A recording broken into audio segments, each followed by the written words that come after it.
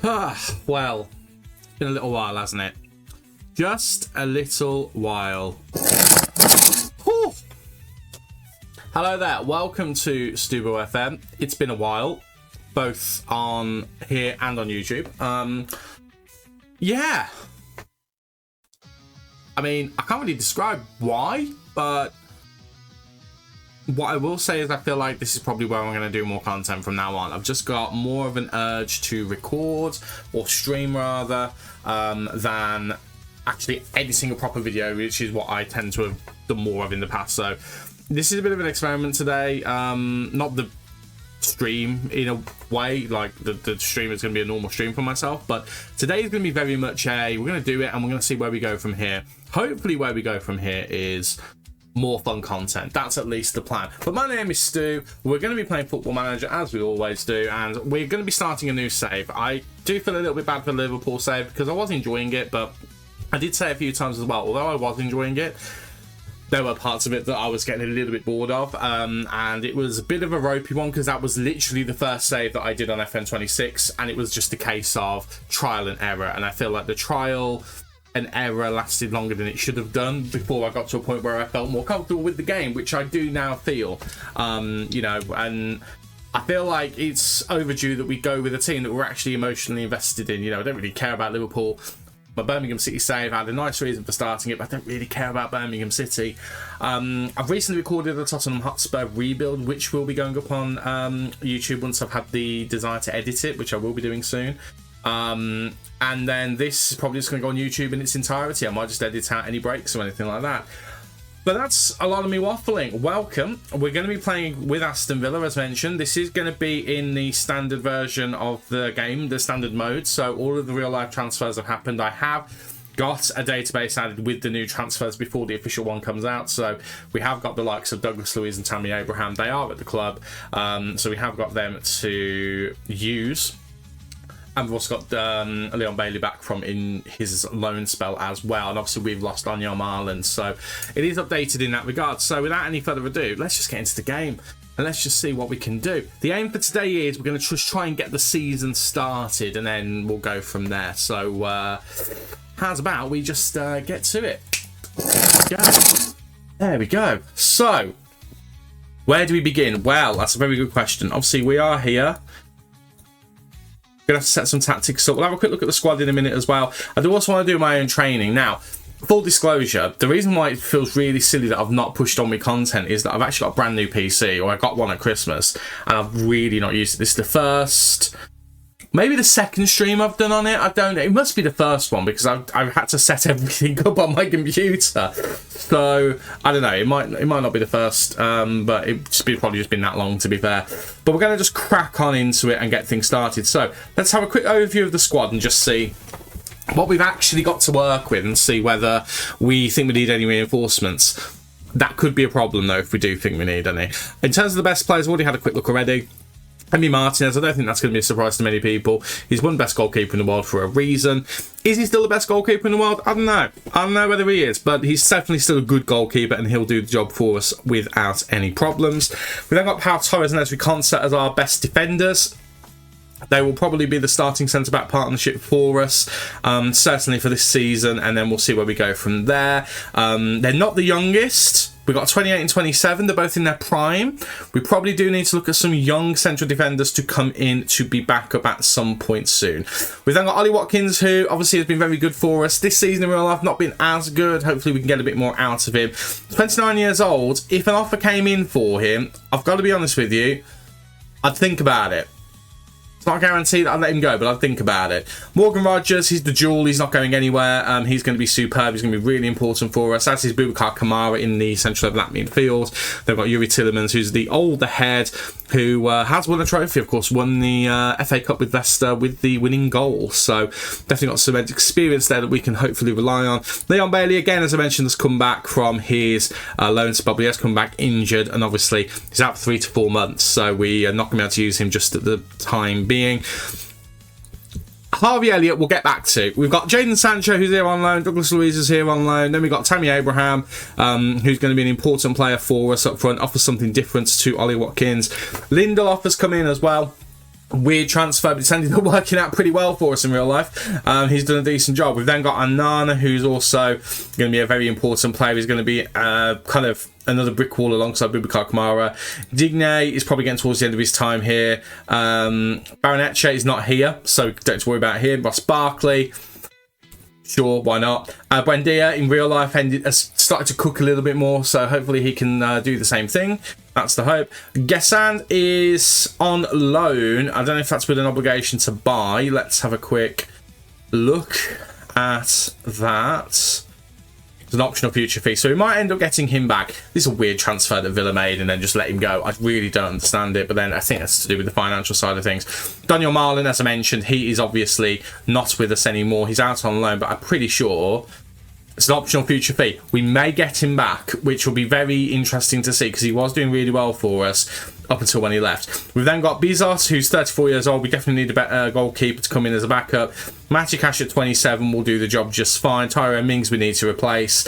He'll do for this season. Ian Matson is fine. He will continue on. He will overtake Luca Digne. Then we can get a new replacement.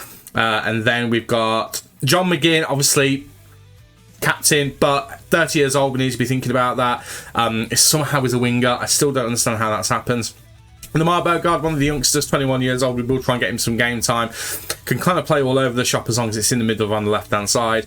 He will probably end up, I mean, it says defensive midfielder. I thought he was more of a centre-back. He can do a bit of both. He's not great, is he, really? But we'll see what we need to do with him. Ilian Jr. And Nedeljkovic, they're both out on loan. We don't need to worry about them for now. Andres Garcia, right back, young, but doesn't really have much potential, so he'll do a job for us when we need it, and all the other guys are all out on loan. We've got a decent enough squad. In terms of highest earner, it's Jadon Sancho. I'll be happy to see the back of him when he leaves. I don't think we've got any obligations on his deal. I think we can just let him go. Yeah, thank goodness for that. We might be able to cancel that loan as well if we want to, looking at that. So fingers crossed we can, because I would like to get rid of him. I don't really have any interest in having him in the squad at all. Now, just looking at the positions we've got, striker-wise, we've got 3 players at the club who can currently play a striker, but one of them, it's definitely not their top position, so we're playing one up front. That's already a given. I think we were already probably going towards that anyway. It's Tammy or it's Ollie. I mean, we'll start off with Ollie, and then we've got Tammy, who's just another option, a bit more of a Bruce than Ollie Watkins.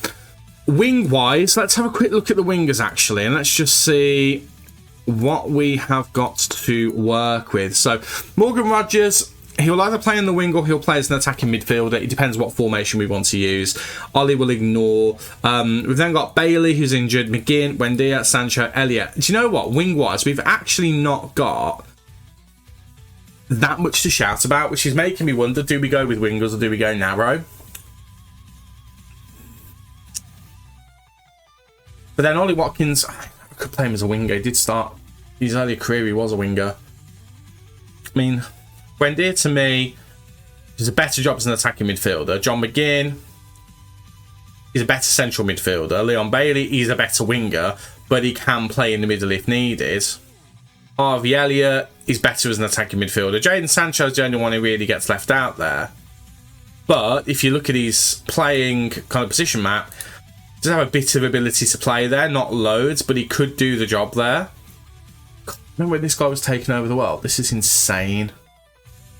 It's insane to think this is the same guy that was taking over the world at Dortmund. It's absolutely nuts to me.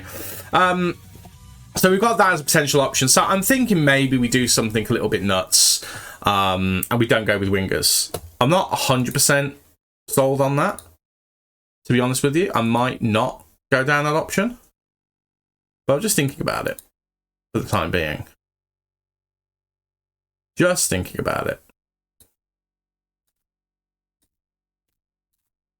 Making sure that we actually have some music in the backgrounds. There we go. Perfect. Yeah, don't know. I feel like wing is probably our weakest area. I mean, if we were going to start with wingers with this, I mean, John McGinn probably does start on the wing just because he's our captain. We need to get him in there somewhere. So we start him out on the right. And then maybe Buendia on the left and Morgan in the middle. And then we've got Sancho Again, we'll get to Elliott. Again, we feel weak on the wing. Now, Harvey Elliott. In real life, there's obviously this thing where if he plays 10 games, he costs Aston Villa an automatic £30 million transfer fee. That has been included in the game. That's not what I wanted to click on, actually. That's kind of ruined the reveal. There we go. That is here. So we do need to bear in mind that when it comes to Harvey Elliott, he is going to cost us money. Just for disclosure, though, I'd be happy to pay that. I think he's a top quality player. I would love to have him in this squad. The problem we've got is we can't currently afford him. What do you mean, Stu? Let me show you. That's our transfer budget. We can't afford it. We literally cannot afford it. The only way we can afford that is essentially if we start selling players, which I'm not necessarily against doing, but it just makes things a little bit more complicated. Now, that was wings. Wing were fine. We can make it work, but we might end up going with attacking midfielders. We're looking just at central midfielders. We've got good options. I'm quite happy with central midfield, defensive midfield. If we're just looking at centre mid, John McGinn, Buendia, Harvey Elliott, Tielemans, Barkley, Kamara, Anana, Louise, they can all play there. Even Matson and Bogart can play there. Defensive midfield wise, most of them can play there, other than John McGinn, but I think John McGinn could play there if we needed them to. But Tielemans, Barkley, Kamara, Onana, Louise, we're really sorted in that position. We've got a lot of depth in defensive midfield. You know we're playing with 2 defensive midfielders. I don't even need to describe that to you. It is just a fact. We're doing it.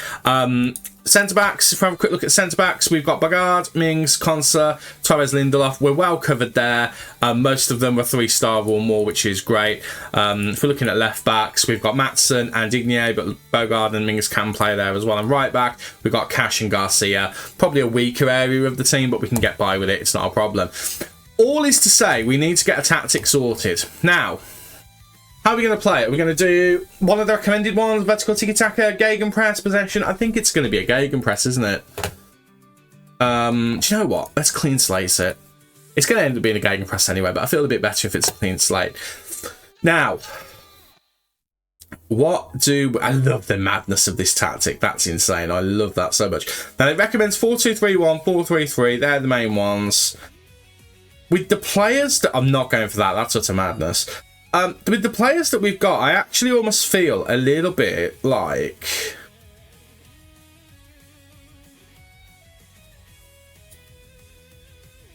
I don't know about this necessarily. I mean, it's a narrow, which I'm assuming means they're further in, yeah. So I almost think if we switch these 2 around and have 2 defensive midfielders and then a midfielder there, I'd almost be more inclined to do that. So let's go with that for now. And then out of possession, I think we go with a 4-1-4-1. Okay, this is the formation I was thinking it was going to show up as. Okay, no problem at all. Now, again, I was thinking, do we have the 2 defensive midfielders? Maybe we just go with the 1. Possibly. Let's just put some players in and let's just see how it ends up going. Obviously, we know who our keeper's going to be. No question about that whatsoever. It's going to be Emi Martinez. Because we know he is the best goalkeeper of the club. We'll worry about roles once we've got the players sorted in there. So Matty Cash will be next. I'm just going to move my camera out of the way. Let's go... Where am I going to be completely out of the way? We'll just move to the bottom right corner. There we go. That's more like it. We'll do that. Centre-back. Again, it's going to be Konsa and it's going to be Torres. And again, I'm going to adjust these as I go just to make sure the players are playing in roles that suit them. We're going to probably be starting with Luca Digne because we're going to need to get as much out of him as possible. And I don't think we're going to be selling him for much money. So let's pop him there. And then defensive midfielder, it's going to be Boubacar Kamara. There's no question about that. The centre mids, in this formation, it would be John McGinn on one side, Tielemans on the other. And then the attacking midfielders would be one Morgan Rogers. And then these are the other guys that we've got to look at. I mean, Buendia would be the one that jumps out to me. I mean, it would be Harvey Elliott, but again, I don't want to risk it. Now, in possession, let's just make sure we're set up how we want to be.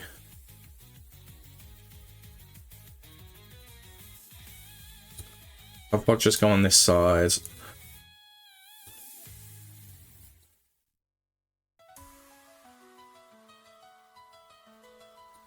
So he goes in here, he drifts out to here, he goes here, he stays there. Yeah, I'm happy with that. I'm happy with that. It's a very narrow formation. I mean, we probably won't necessarily stick with this, but this is going to be the starting point that we're going to go with. And then up front, again, to begin with, it's going to be Ollie. We have got the option, if we feel like we need it, off Tammy Abraham. So, let's just fill in the rest of the bench. So, we're going to pick Bezos. We're going to go, as our backup right back, it's going to be Andres Garcia.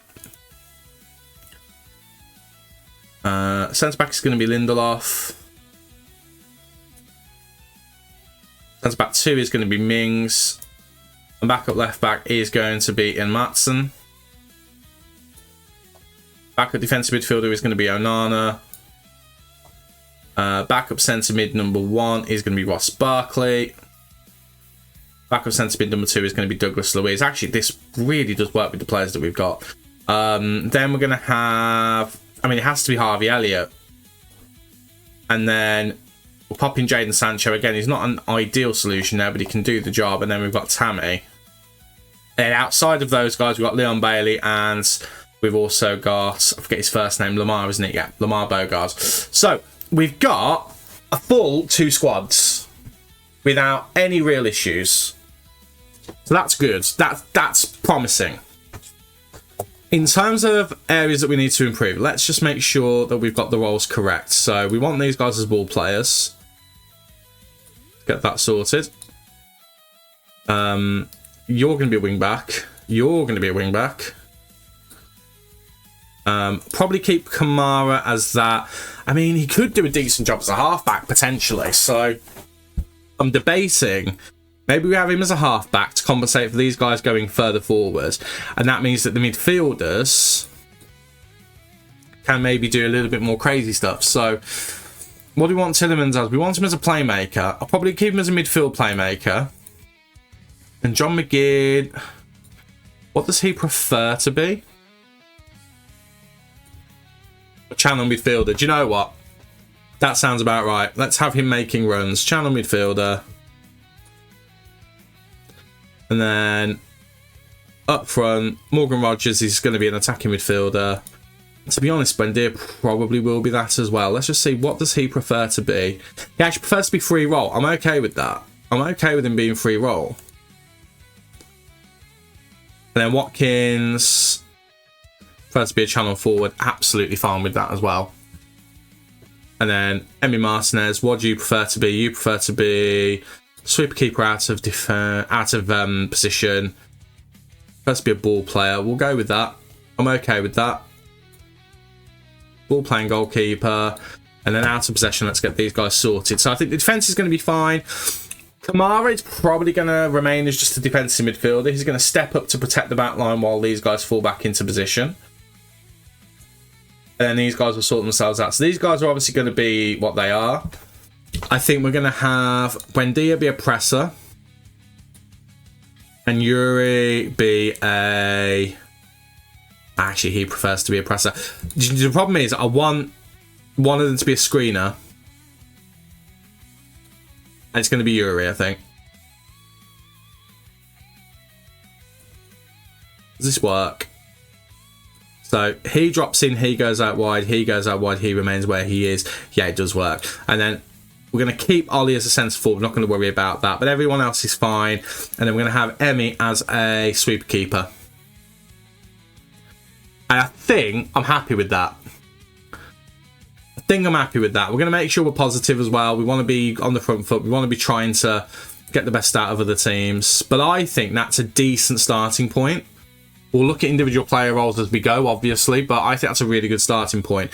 Now, having said that, we need to look at team instructions. How do we want us to pass? I think we'll keep it at standard for now, but we want the tempo to be higher. We're not going to be time wasting. We'll keep this blank for now. Attacking width we'll keep for now. Do we have any proper dead ball specialists? I mean, Digne, I know, has a free kick on him. The corner's not too bad. Cash, I think, is pretty average. He is. He's got a good long throw, though. McGinn, I think, is pretty average. Decent corner. Tielemans feels like someone who should have good set pieces, but he doesn't actually. Morgan Rogers, nothing much. Buendia, decent corner on him. And Ollie is Ollie. Don't think Kamara's going to have anything, is he? No, he's not. What about some of the guys on the bench? Douglas Luiz was a corner merchant not long ago. He is still a bit of a corner merchant. Jadon Sancho can do a decent bit. Harvey Elliott can do a decent bit. Ross Barkley, decent free kick taker. Do you know what? We might play for set pieces. I think we've got enough players that no matter who's on the pitch, we've got a set piece in us. So I think we might play for that.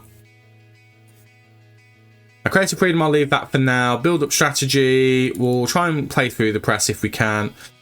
Goal kicks, we're going to go short. Distribution, we're going to go to the centre backs. I'll leave supporting ones for now. I'm going to leave that for now. We're going to progress to the middle ideally because, I mean, you know, you've seen it. Actually, we'll just put this on overlap both flanks. We want that to be registered. This is definitely a broken bit of the tactic screen, isn't it? Pass reception. Are we going to pass to feet? We're going to pass into space. I think we'll leave it for now, but probably pass into space. We're going to leave this standard for now, but work ball into the box will end up going on. I think we'll end up changing that as well. I want to do some low crosses just for now. And we want to get that ball out as quickly as possible. Now, in terms of out of possession, the FM24 player in me wants, like, it's very specific selection on here, which is that, which is that, which is that, which is that, which is that. But I don't necessarily think that's necessarily the way to go in Football Manager 2026. So I think we are going to do some of this, but we're going to try and be careful. By the way, this is how the team ends up looking when everything is kind of going. It's a bit weird that Tielemans is there. Got to be honest with you. That is a little bit weird.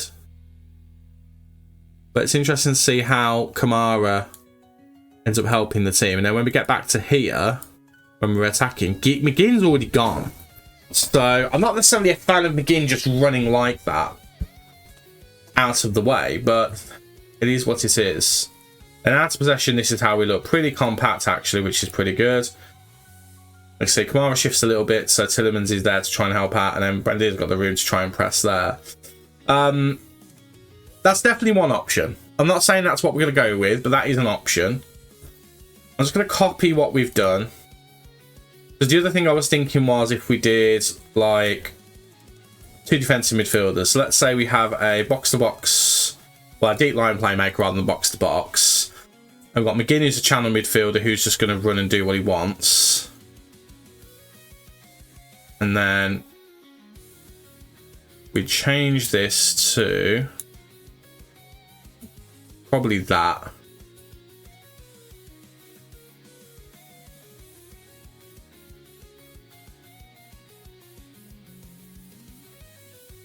How does that look? So, in possession shape, how does it look? So these two are here, then we get to here, and he drops in. Tielemans lurks around here. McGinn joins the attacking midfield three. Would be an interesting way to do it, to be honest.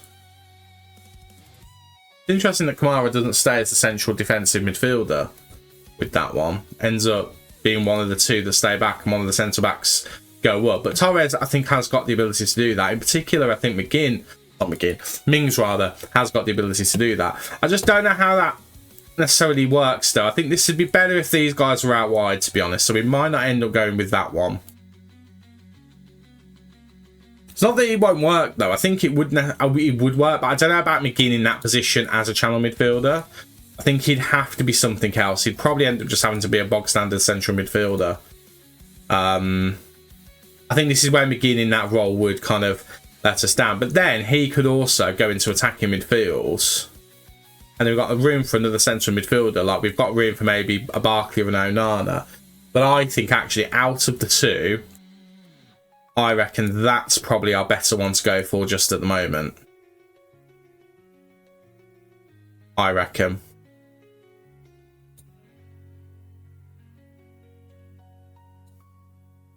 Again, in possession, we can see when Dia tucks in, that gives room for McGinn to go there. Rogers has then got the room here to work with Digne. McGinn works with Cash. Const comes up here when needed as well. Power can go up there as well, and Kamara stays in the middle. I think this is the one to go for. And then it's just going to be the case of, is our tactics going to be enough to do everything? I think we're going to go a little bit more direct. And counter-attack. I think let's be a bit quicker about things. We're not the best team in the league. We're going to need to nick a few results.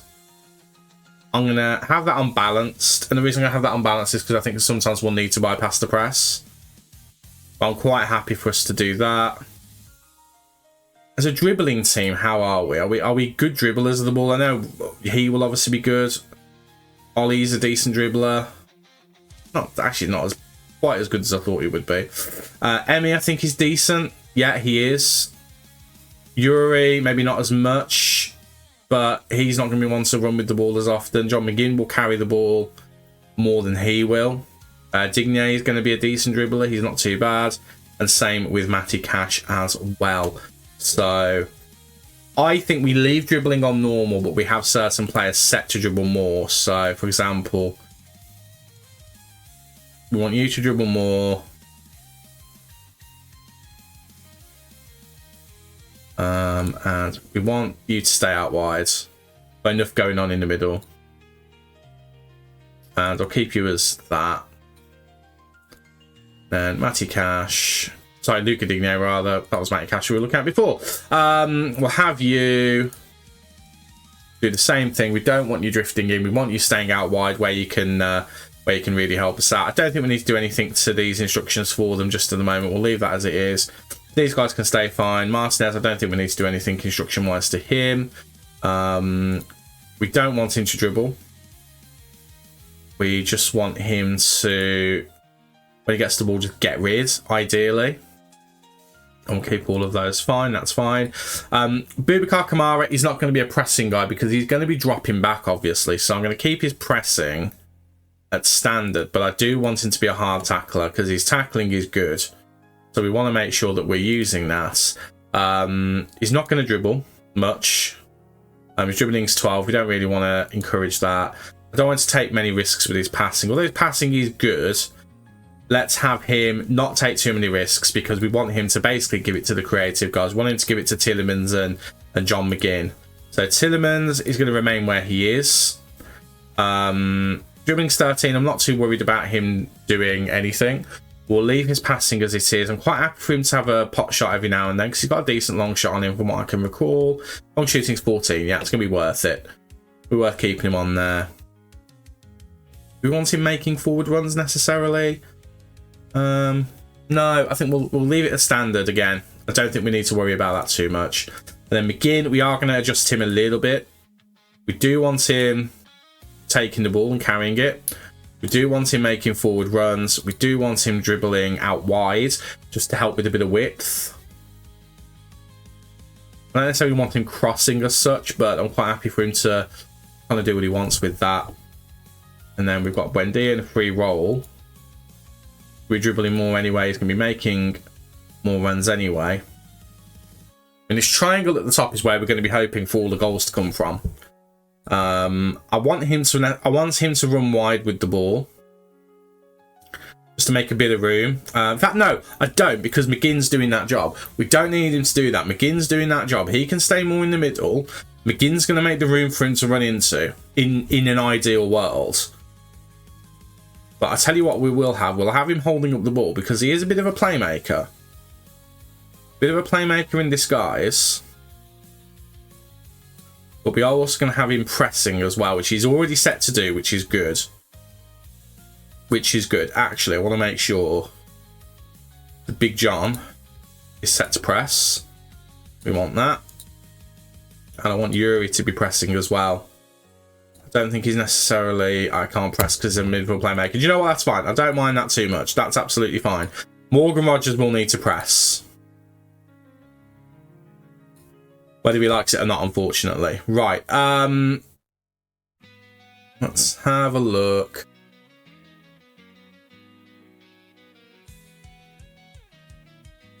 So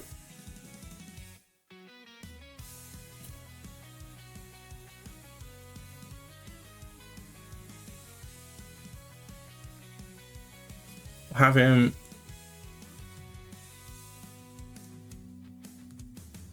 try and run into this gap here again, just to cause a bit of chaos. He's not going to go full wide, but don't necessarily need to do that. I think he's passing. We'll leave that.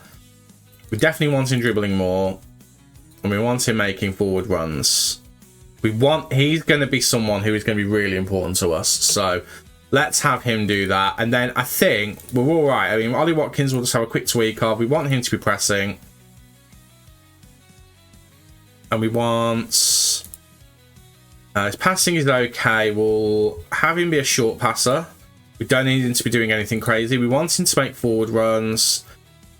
His dribbling, again, he's not that great, so I won't have him on his dribbling frequency. I think we'll just leave him at that.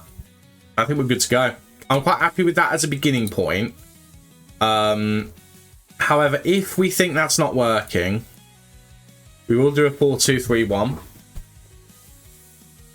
Perhaps let me clear this just so we can copy the tactics completely. Let's do that.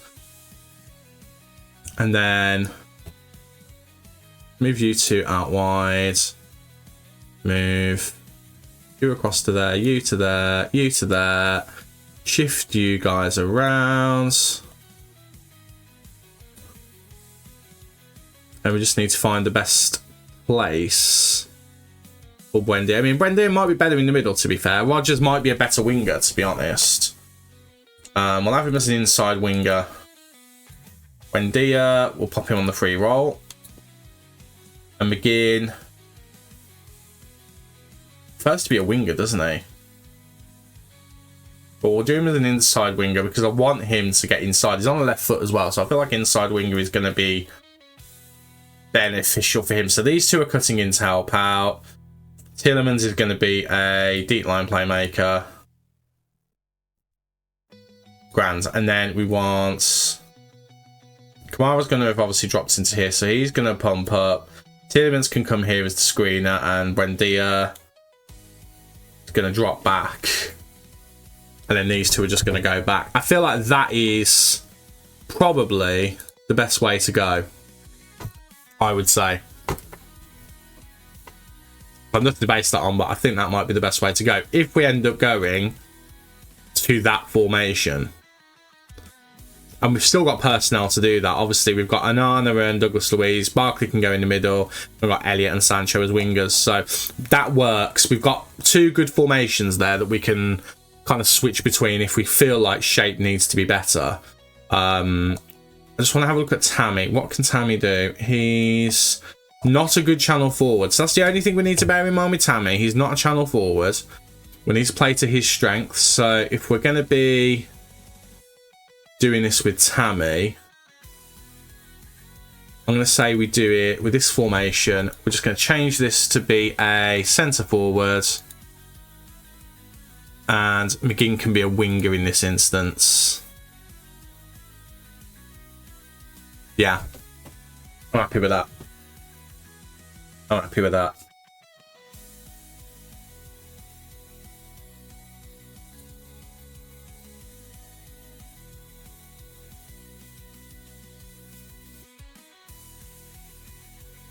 Have him be standard on this one. He's already dribbling more, that's fine. We want it to be pressing, that's fine. Cool. I'm happy with that. I think tactically we've got everything sorted. We don't need to worry about anything, which is good. Right. One thing I do want to very, very quickly do is just look at our fixtures. We've got 3 friendlies added in. We need more than that. So, we start the season on the 16th of August. So, let's have a look at what we can do. Our first friendly is on the 16th at the moment. We're going to have one at the end of this week on the Saturday. And it's going to be against a nearby team. We're going to give Tamworth. Why not? My old religious education teacher was not only a huge Tamworth supporter, funnily enough, he actually did the Tannoy as well. I actually went to see an Aston Villa versus Manchester United reserves game way back when, and before it was under 21s and it was just a reserves team. So this would have been mid-2000s with one of my friends from school. Max Ferguson was there watching the reserves. I think there was 1 or 2 names on the United sheet. Villa didn't really have any players. It was like a 0-0 draw. It was a bit of a boring game, but my RE teacher was on the tannoy for it. So it's one of those where you're just there and you're just like, oh my god, this is actually kind of. He was a cool teacher as well. I was really, always really happy to kind of actually be a decent student for him. Right, so we can't do anything on the 12th, which is a bit weird. Is that because we've already got a game on there? That's why. We're playing on the 16th, so we'll come back on the 19th.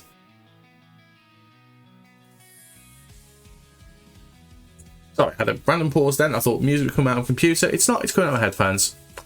Ignore me, being a bit silly. And then we'll go with maybe someone slightly better on that one. Udinese too good at this point. This would be our 3rd friendly. We're playing Warsaw. Let's go with Udinese.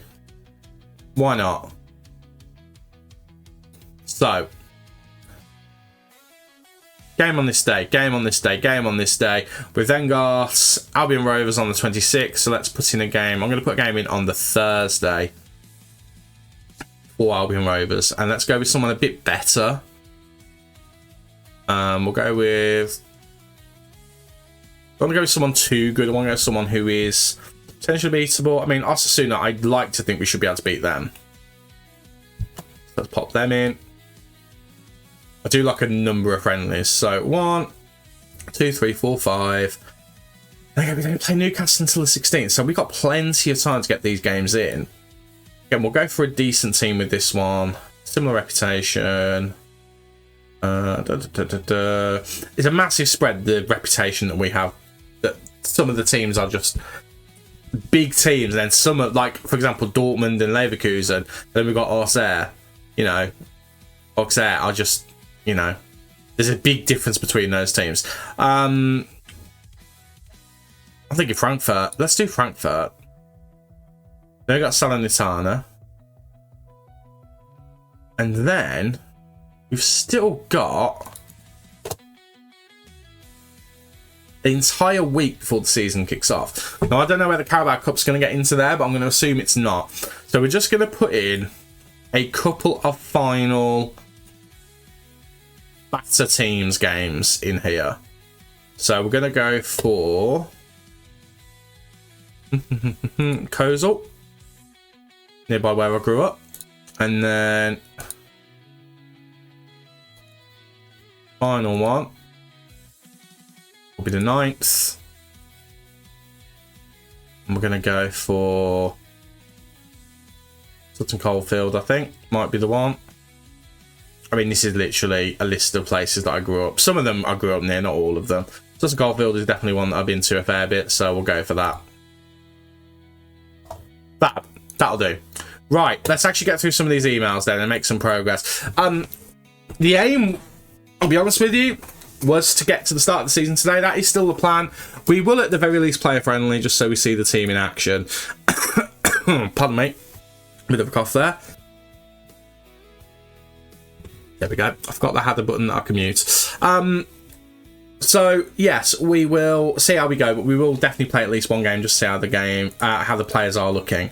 Right, let's have a look at the vision. So, the board vision, the ones that assign players to sell for a profit. I hate that, but fine, we'll try and do what we can. No old men. Again, needs must. You've not given me a lot of money to spend, so, I'll do what I have to. Players in the end of 23 for the first team. In an ideal world, yes, we'll see what we can do. Work within the wage budget. There's not much to do, so yep, fine. And eventually we want to expand the stadium. I mean, I'm fine with that, but I don't see how I can really do much with that. That's whether you guys are happy to or not. In terms of what they want us to do in the league, top half finish this season. Latter stage of the FA Cup. Latter stage of the Europa League. Latter stage of the EFL Cup. Work towards becoming self-sustainable. So be financially responsible and just be respectable. I'm just going to move my camera back over to the other side. There we go. Because I'm actually looking towards the content. It doesn't really matter, does it? Yes, so I think that's all sustainable. Now, next season, qualify for the Europa League, sustainable. Season after, the same. Season after, qualify. So we're not even just working towards it. We have to qualify that season. And then we're going to continue doing that. Basically, at this point, we need to be a standard Europa League side. I'm hoping within 2 seasons we're Champions League. I'm hoping we get Champions League this season. I've got form for it. The first ever Twitch save that I ever did, we'll just confirm all that, was me in my 2nd season. The first season qualified for the Champions League, 2nd season won it. Had no right to as well. We absolutely FM'd the Liverpool team we were playing. And it was a glorious thing. We're not going to bother with the introduction. That's fine. We'll have a look through that. And decline that as well. Grant, that's fine. So again, I have got real transfers on. So all of these players have moved in real life, as you've seen with the fact that we've got Tammy. Right, let's actually move a day. There we go. And we've got some accepting of friendlies, which is always good to see. So that is pre-season sorted.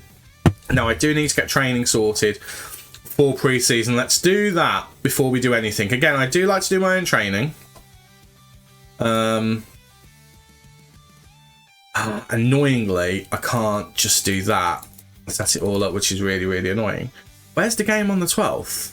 I put a game in on the 12th. Fixtures. Tamworth.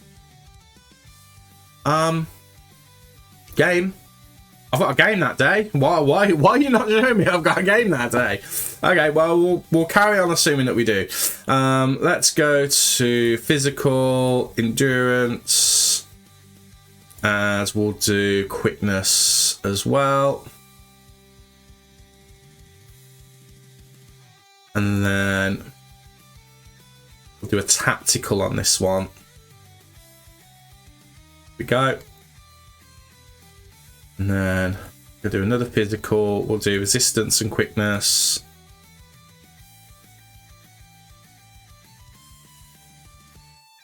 And we'll do a set pieces on this one. And then this one we will do an overall and a goalkeeping. And we'll do another match tactics. And then it's the day before, so we'll do another set piece and another match tactics. And then this day we're going to have a recovery there, and then we'll have to wait until the game has happened before we can do a match review. Right, so here's what we're going to do here. We're going to just create the schedules quickly for what I would like to do pre-season. So again, I'm going to kind of do the same kind of thing. Ideally, this is what we're going to be doing. So endurance, resistance, and quickness. Do resistance, quickness, and endurance.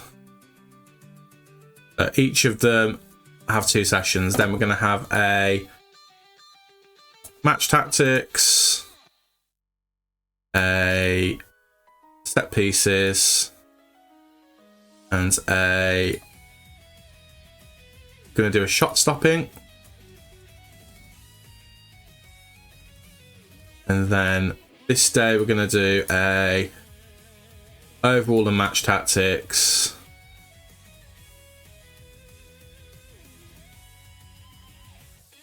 An overall and match tactics.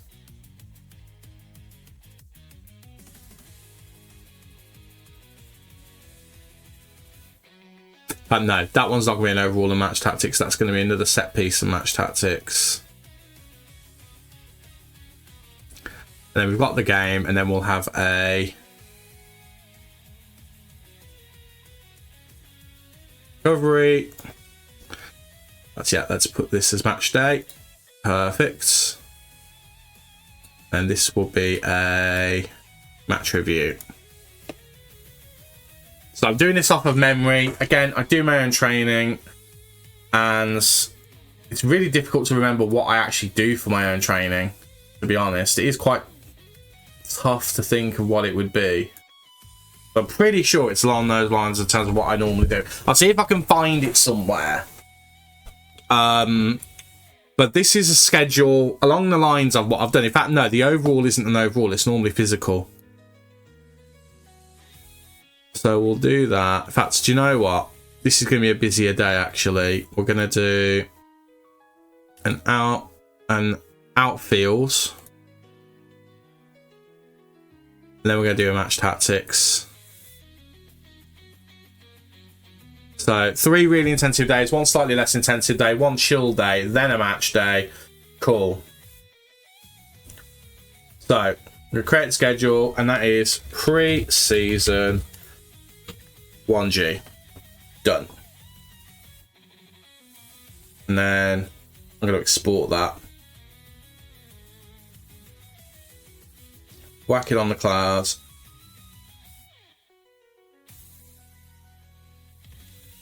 And we're going to call it pre-season 1G. There we go. Saved. Great stuff. Now, we'll just edit this a little bit. And the main ones I try and keep an eye out for are endurance and quickness. So I'm quite happy with these 2 being as they are. Because it gets everything in. In fact, no, I'm not actually. I want this to be 2 days of endurance. And we'll do 1 lot of resistance, 1 lot of quickness. Endurance is the big one for me because of the stamina. It gets the stamina up. So we'll have those the same as they are. Then we're going to be changing this to a... We're going to change it to goalkeeping, actually. We'll do shot stopping. I can amend this as well as we go. But it is going to be a match tactics. It's not going to let me do it because I've got too many match tactics in. So let me clear this. Physical rest. Physical rest. And then this can be a match day. There we go. And then, as I said, this is going to be a match tactics. And then we'll leave that one free. Match. Then this is going to be a recovery.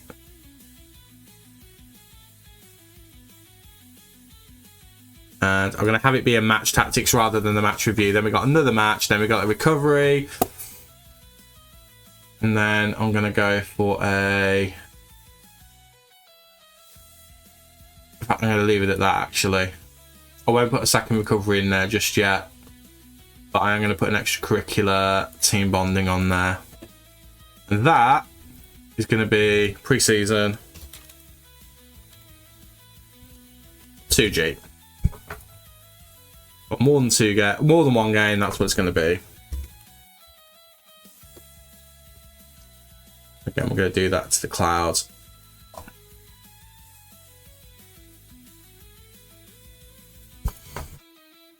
And then I'm gonna leave the rest of it for now. I'll do the rest of it at a later time just so we can try and make a bit more progress. I didn't apply it, did I? I just thought I didn't apply it for the rest of the pre-season. Let's quickly just do that and make sure that we're good.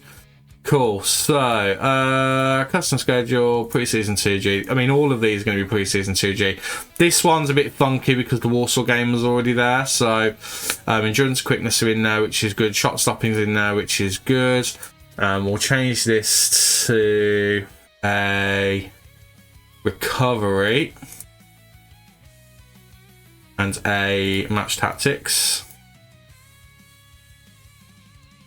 And we'll change this to another match tactics.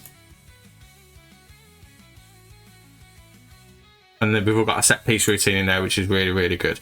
Brilliant. Okay, then the following week we can just do a standard pre-season 2G.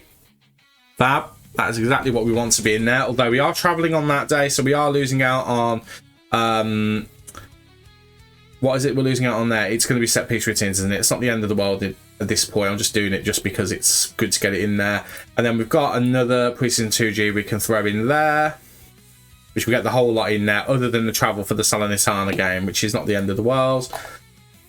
And then do need one more schedule, actually. Let me... have a look. So custom schedule, pre-season 2G. So we are going to do a custom schedule here. This needs to be more for like a final pre-season week. Now I'm trying to remember exactly what we do with this one. Again, it has been a little while. What we're going to do is we're going to have one day of endurance, 1 day of quickness. Then going to have general physical. And then general tactical.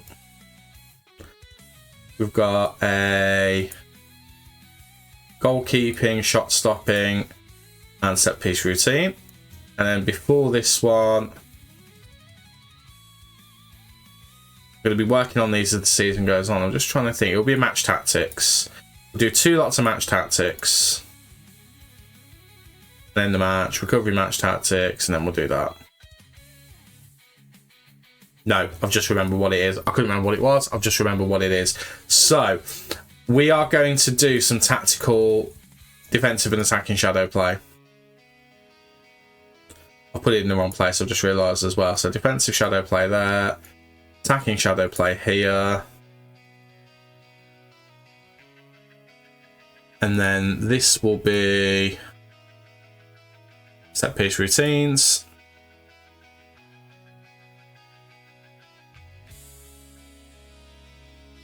Yeah, I think I'm happy with that. And that is going to be pre-season final.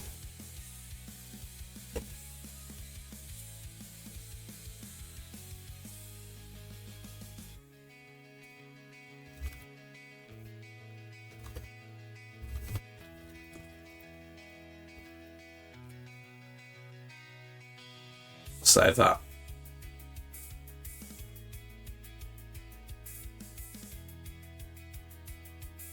Now we've got those 3. So that means that loads you back up. Training, August. This one is going to be pre-season final.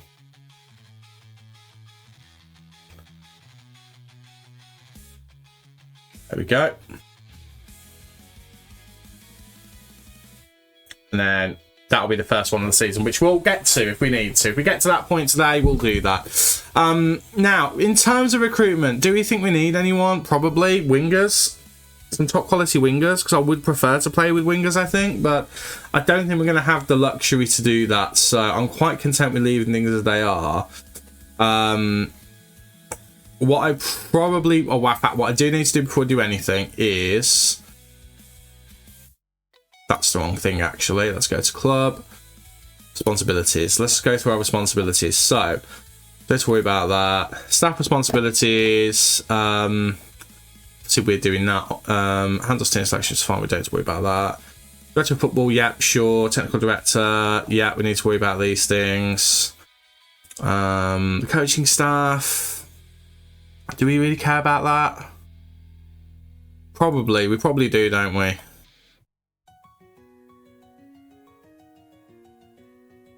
Let's worry about that.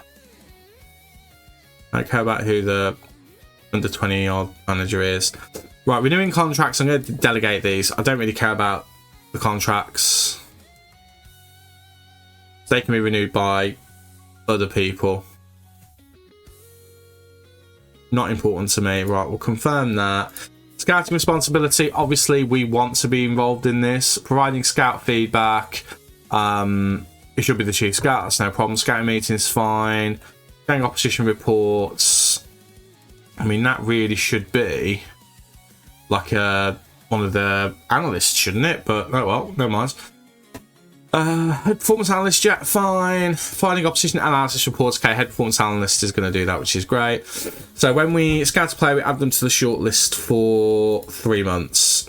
If we don't know, we might not want them. And we scout a player, watch them for... do 2 weeks and we'll confirm that. Right, transfers. Obviously, we're going to be doing all of these ourselves. We're going to delegate this one just to see what my this is my direction of football comes up with. And then we can obviously step in if we want to. I'm going to delegate the under 18s and the under 21s, but I'll obviously do the contract discussions for the main team. Right, media. I don't mind doing media stuff, but I can't be bothered. Not while I'm on camera, so let's delegate that. Delegate that. We'll delegate that. We'll delegate that. And we'll delegate that. Palo Villa can deal with all of that. Training. We're leading it. We're leading individual training as well. Obviously, we're not dealing with any of the other training. I will receive the emails from the other levels, though. It'll be nice to see how they're all doing. Tactically, obviously, we're the ones in charge. Team selection advice. I'm quite happy for Pablo to give us some advice. We're going to do the opposition instructions. Everything else is not really our problem. So we're going to lead the team talks. That's fine. We're going to lead the friendly matches, but we are going to be using the instant result button for them. Most of them anyway, not all of them, but most of them. And then I am going to do set pieces.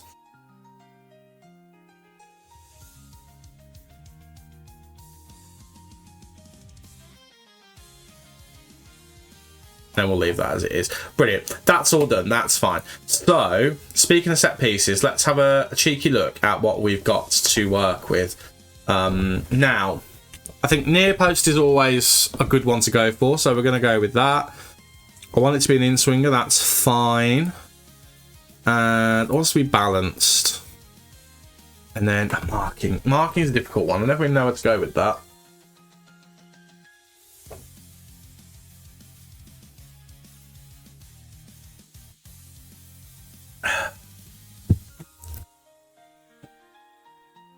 Staff preferences, player marking. Which, I can see the merit for it, to be honest. Player marking, go for it. We'll mark the near post. We'll balance it.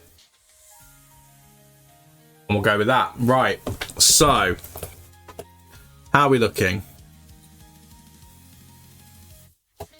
Okay, let's have a look at the takers list. So, left footers, corners. I mean, Douglas Luiz is very much the guy. We've got some really good corner takers on either side.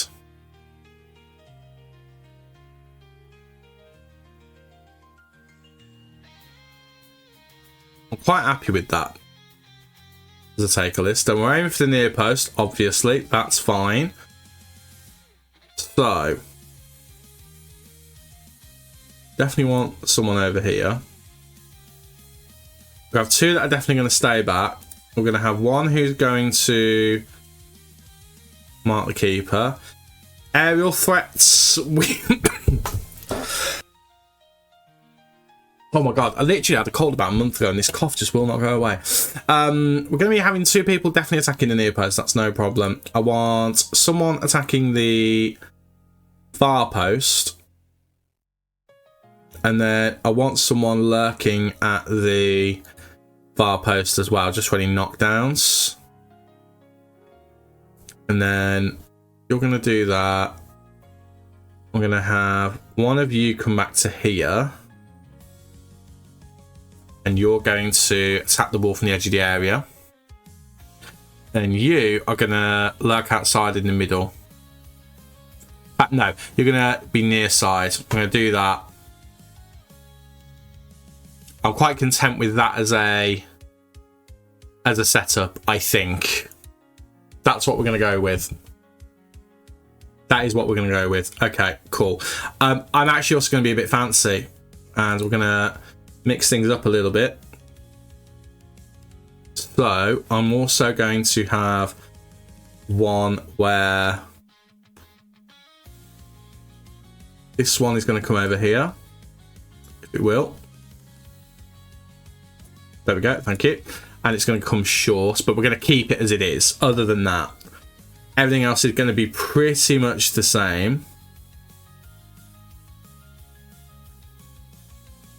Yeah, I'm happy with that.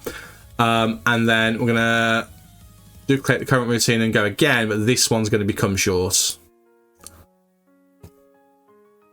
And this one, I think we're going to have here. Actually, we'll change this to lurk outside center.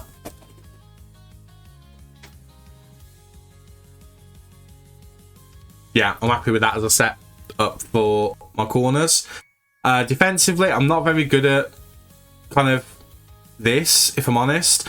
We definitely don't want to staying forward. I'm going to say let's have this guy's an edge of area. Play mark, play mark, play mark. So 6-yard box in the middle and near the centre is going to be 2 of my guys.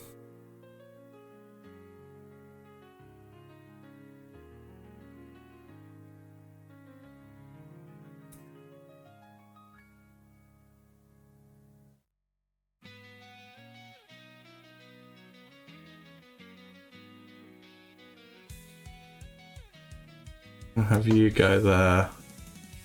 Move you up to here. So I want my 4 best defenders, aerial defenders, marking people. And these 2 are going to zonally mark as well on top of that. And then he's going to go back. Yeah, we'll do that. I don't really have anything to base that on. I'm not very good with defensive corners and stuff. Free kicks. I mean, this is just going to be a shot, so I'm not too worried about that. We definitely don't need that. So we'll go with stay back, stay back. I want one standing with the taker just to confuse things.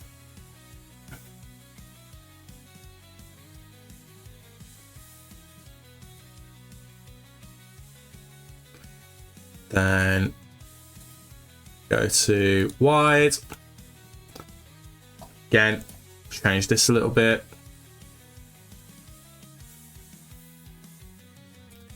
And then maybe a box threat. We'll move one of you guys over to here. There we go. And then you can just go forward and be another body in there.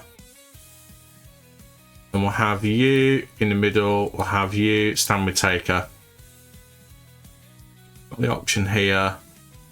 Actually, you know what? We'll have him be near side. As another short option to go for a long shot. We'll go for that. And then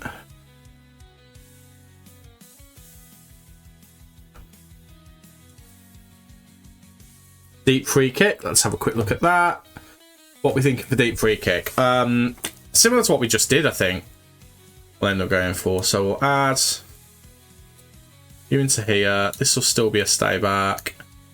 Again, we're not going to have someone standing with the taker on this one. We're going to go for near side and far side is fine, you know. No, near side is not. We'll go for centre. And then attack near pass, far pass, and then 2 going forward is absolutely fine. I'm not that bothered about that. And then that'll do for that. I mean, defending again is a bit of a... It's an inexact science for me. I don't necessarily, again, need that. So we'll drop one of you guys back into here.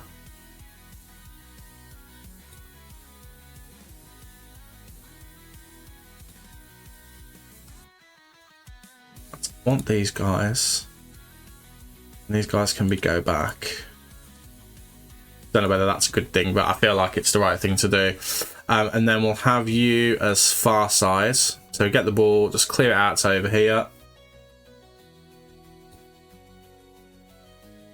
And a wide free kick. It's going to be very similar. I do need a counter-attacker.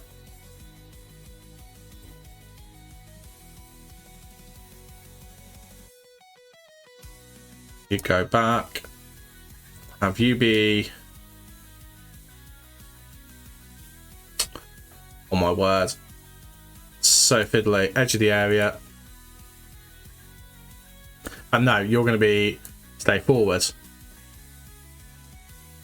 Apparently, you can only be on the far side, but that's fine. And you can be edge of the area.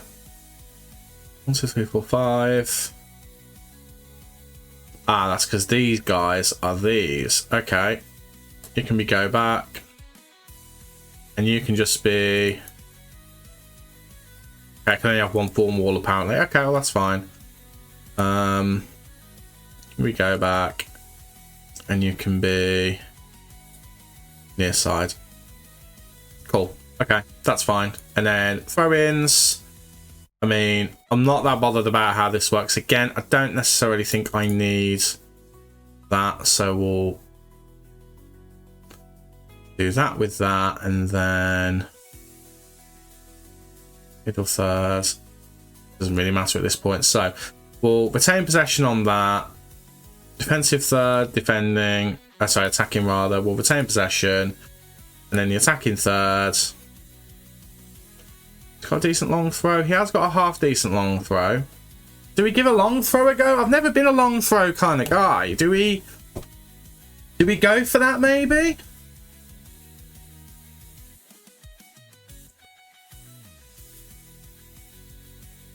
It's basically our corner instructions.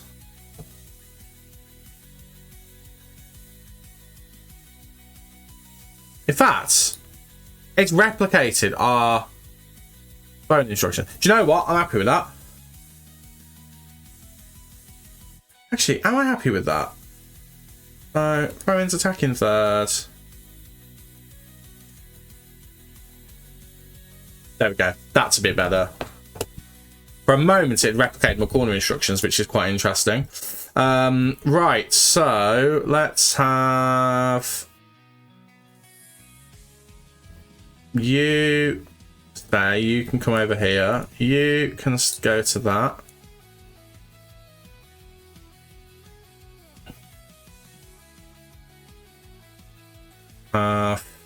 Mark keeper's already done. So lurk at near, lurk at near, lurk at far. Attack near post. Attack ball from edge of the area. Lurk outside. We'll have you near side. Yeah, that's perfect. And then I will duplicate that routine. I'll change you to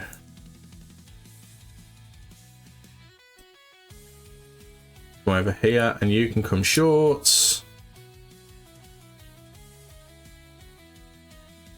Then we'll leave it at that. I will just quickly go to my corner routines and just have a look at the frequencies. So I think I'm quite happy to keep it like that, because it means that we'll still be whacking the ball in as an in-swinger more often than not. Like, these two will be the dominant, and then we'll have a cheeky short corner every now and then. So, Torres and Concert are going to be the big threats. Watkins is going to attack the far post, and Kamara is going to lurk at the far post. And Matty Cash is apparently one of these guys. I don't know why he's there and John McGinn isn't. That's a bit weird to me. I'm actually going to change. Lurk at far. This guy's going to come into here. And lurk at the far post is going to be a box threat rather than an aerial threat. I'm going to do that for all of them.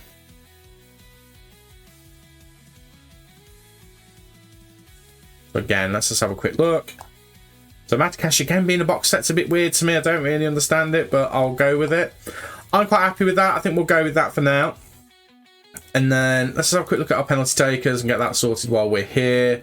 Dougie, Tillemans and Tammy are the guys. Ollie's going to go in there as well. Next will be Harvey Elliott if he plays. Ross Barkley will be next. Leon Bailey, Buendia. Let's get them added in. Lindelof as well. I'll put Lindelof ahead of Buendia, which is a bit silly. We're going to go for that one, and we're going to go do that one as well. That's grand.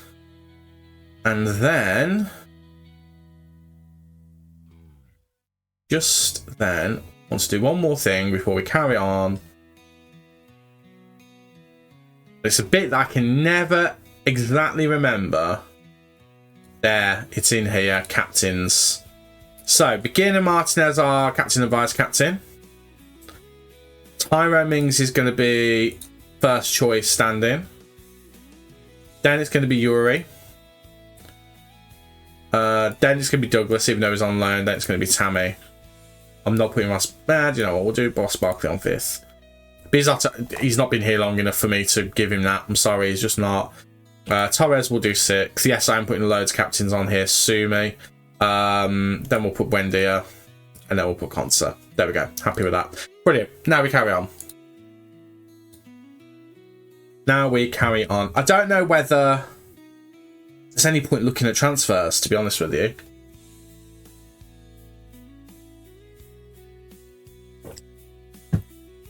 Because we don't have the money.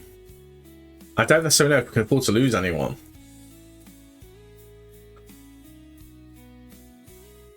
Right. I am quite stern when it comes to these. But I'm not going to suffer fools gladly. So if you get sent off straight red, then, you know, I'm not happy. If it's one of them where it's a second bookable offence, I can live with that. I'm not going to be too mad. I'm still going to be cross. I'm not going to be too mad.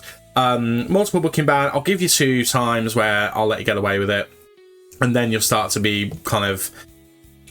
We'll start to have a problem. If you're missing training and stuff, there's no excuse for that. There's no excuse for that whatsoever. So if you do it too many times, you're going to be demoted. Simple as that. Ben still is going to Arsenal, apparently. We've got a loan approach for... I'm assuming that's Kerr Smith. It is Kerr Smith.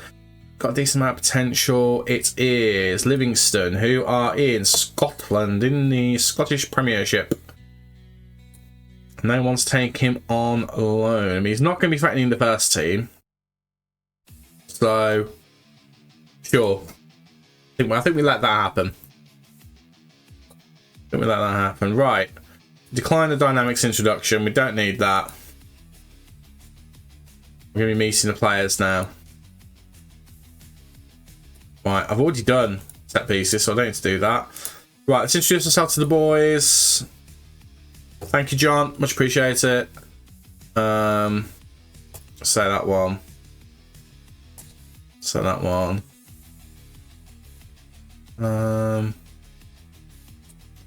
That one. Cool. Okay. Could have gone better, could have gone worse. Right, training instruction. No, we don't need that. We'll just sort our training. So Sibbons injured. Spurs woes continue. Oh, John McGinn's picked up a knock. It's like, no, it's started the season yet. Well, the 3 days, that's fine. You'll probably just be at the first friendly. Right, we're going to meet the media. I'm going to do this press conference just because I've had this go badly wrong on me before. Right, what does it mean for you? Honoured and excited. I mean, I'd agree with that. However, I'm going to say that one. What attracted it? Massive club. No reservations whatsoever. Facilities are fantastic. Delighted with facilities. Yeah, we'll say that. Brilliant, we'll say that.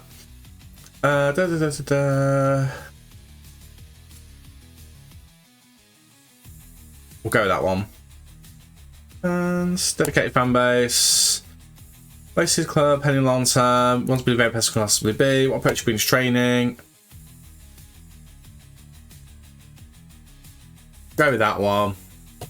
I'll put this out with players like Ian Matson. Go with that one. John McGinn. Haven't made any decisions, but he will. This is risky because I'm setting ourselves up for looking for a player that we can't afford. So I don't necessarily know what we say to this one. We don't need defensive midfield. We don't need attacking midfield. We don't really need a winger, to be honest, or a striker. We're actually good. I'm going to say a left winger. No, I'm going to say right winger, just because. Doubt about Tillman's future of the club. I'd like to keep him, but if I've got to be honest with you, if a good offer came in for him, I'll say that one. I'll say that one. Has club provided resources? Feel well backed at this point. Because long-term plan is realistically attainable. Yeah, We'll go that one. And there we go. Thanks, George, for sorting that out for me. Much obliged.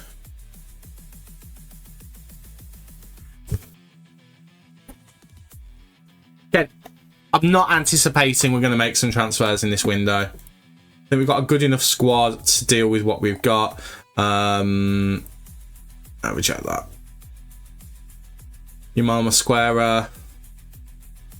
£1 million Rangers would like to take him. I mean, he's a good EFL League One player, but we can get more for him. Not even offering it all at once. So 1 million has to be now. And then after he's played 10 games, I want another that. And I want percentage of next sale. And that's what it has to be. Otherwise, he's not going. It's as simple as that. Otherwise, he is not going. Simple as that. Right, decline.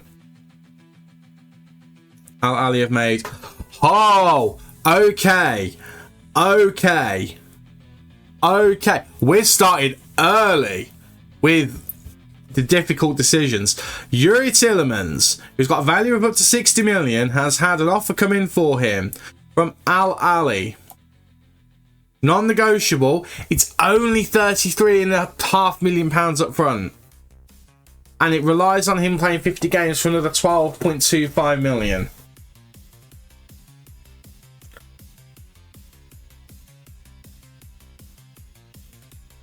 Doesn't want to go there, though. He wants to go to Al Ittihad. He'll stay here. I'm going to reject. I am willing to let him go. Not for that. Not for that. Simple as that. Let's see whether they come back in, or let's see whether Al Ittihad come in. So, who's doing well so far? Bogard, Banana, Torres, Conser, Barkley, Tillemans, Rogers and McGinn. I mean, McGinn has just come back from injury, so we'll forgive that. Al Ittihad have made an offer. Oh my word, right. 64 minutes. Right, okay. Let's see how it structures. Oh my god, again. Okay, with this one,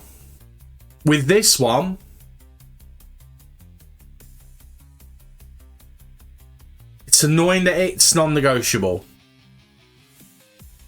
It is annoying that it's non-negotiable.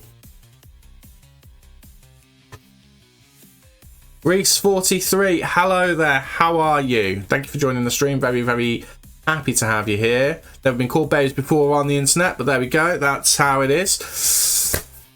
The problem with this is £30.5 million. It's not a lot of money in the grand scheme of things to replace someone like Yuri, but we don't need to necessarily buy someone and pay for it all at once. It's point number one. And point number two, we've got 28 million guaranteed to come in over the next 2 years. 14 million a season. That is quite good. I'm very good you're glad. Very good you're glad. Very glad you're good, Reese. Very glad indeed. So, financially for the club, it almost makes sense to do this. I mean, can we look at the club's finances? We can. That was a trick question. I just can't remember how to. This club right here, Reese. I support Aston Villa. To be honest, financially, we're not looking...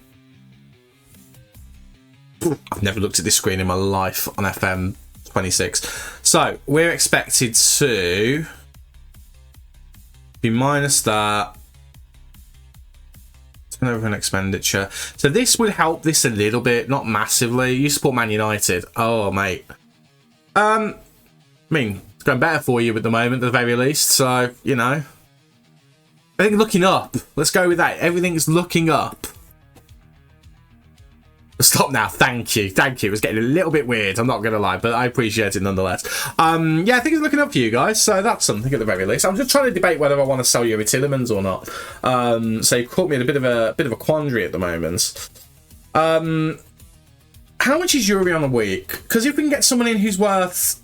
He's not going to cost us an arm and a leg. and also can take a bit of a pay cut from him. £155,000.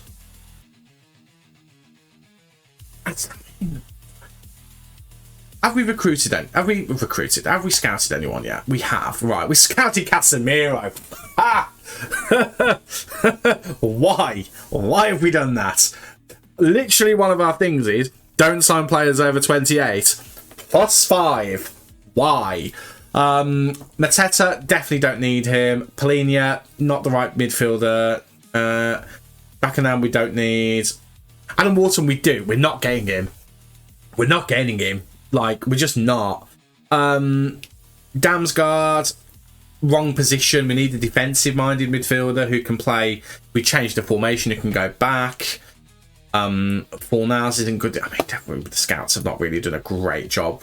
I mean, they didn't know we were looking for this, but they haven't done a great job here, have they? Do we have any playmakers? Alex Scott is the only one. To be fair, Alex Scott is potential. But then we need to put someone else into the first team now. I mean, let's say we do this. Let's say we take Tielemans out. I mean, we could potentially drop McGinn back there if we're playing with this formation. And McGinn stays here. And then it's another attacking midfielder who can play as a centre mid that we need to put into the team. But then we need... The McGinn is not going to be the playmaker, that's the thing. So we then need to rethink that. It's a way for maybe Barkley or Douglas Luiz to get into the first team, but I don't really want them starting. So then maybe do we say McGinn is the playmaker? Well, not the playmaker, but the central midfielder. Do we have him be the channel midfielder? Actually, this is all shifted around. Let me move these guys back around to where... Because he's meant to be a channel midfielder. So do we maybe... take Tielemans out. No, we can't. We'd need another playmaker, wouldn't we? We would need another central midfielder playmaker. Okay, fine. That's absolutely fine. And again, maybe Alex Scott would be decent, but he's not quite there just yet. He's a squad player, so he wouldn't necessarily be someone we'd want to start every game. So maybe not right now. So 3 stars level players. So have a quick look at these guys and see the ones who've got potential. Harvey Barnes, wrong position. Smith Rowe could be decent. That would be where we'd shift things around and maybe move McGinn into the midfield. Smith Rowe would be an attacking midfielder, but he can also play as a central midfielder as well. As a playmaker, an advanced playmaker. That's something at the very least. Sunday, 15th of March, Manchester United versus Aston Villa. Yeah, we've not been doing very well recently. We've been very inconsistent, so I'm a little bit concerned about... I'm concerned about every game we come up against at the moment because the way we win games is just such a...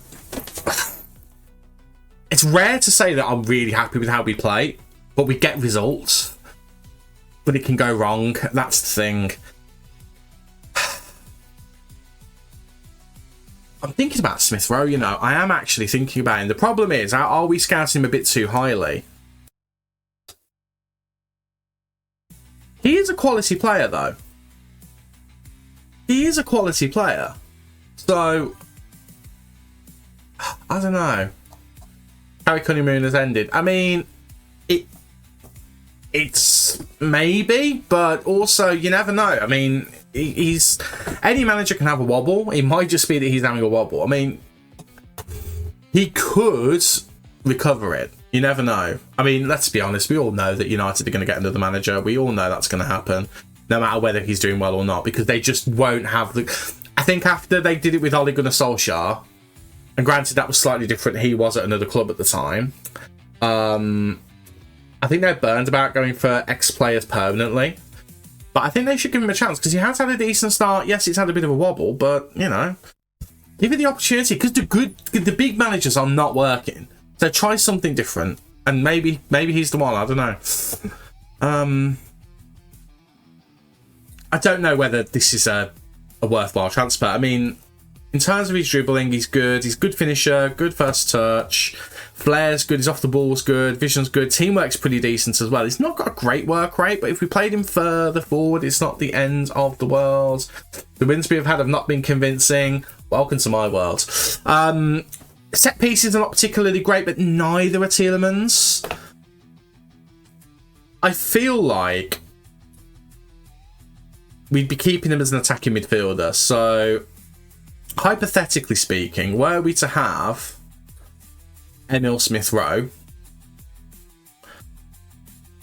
we take out Tielemans. We need another playmaker here. He could basically go into here as an advanced playmaker. The only problem I have with that is at the moment that's our attack. He's then going further forward than that, and it does leave the defence a little bit exposed. Yes, Kamara's there as the halfback. Let's just change you to an advanced playmaker and see how that then changes things.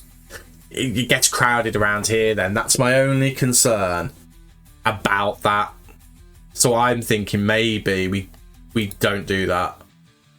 Or do we switch these guys around? So let's have McGinn here as the channel midfielder. Have this guy as the advanced playmaker. How does that then look?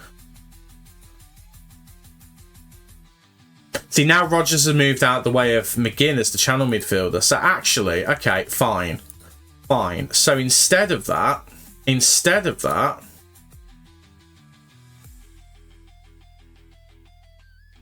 Buendia then goes out wide.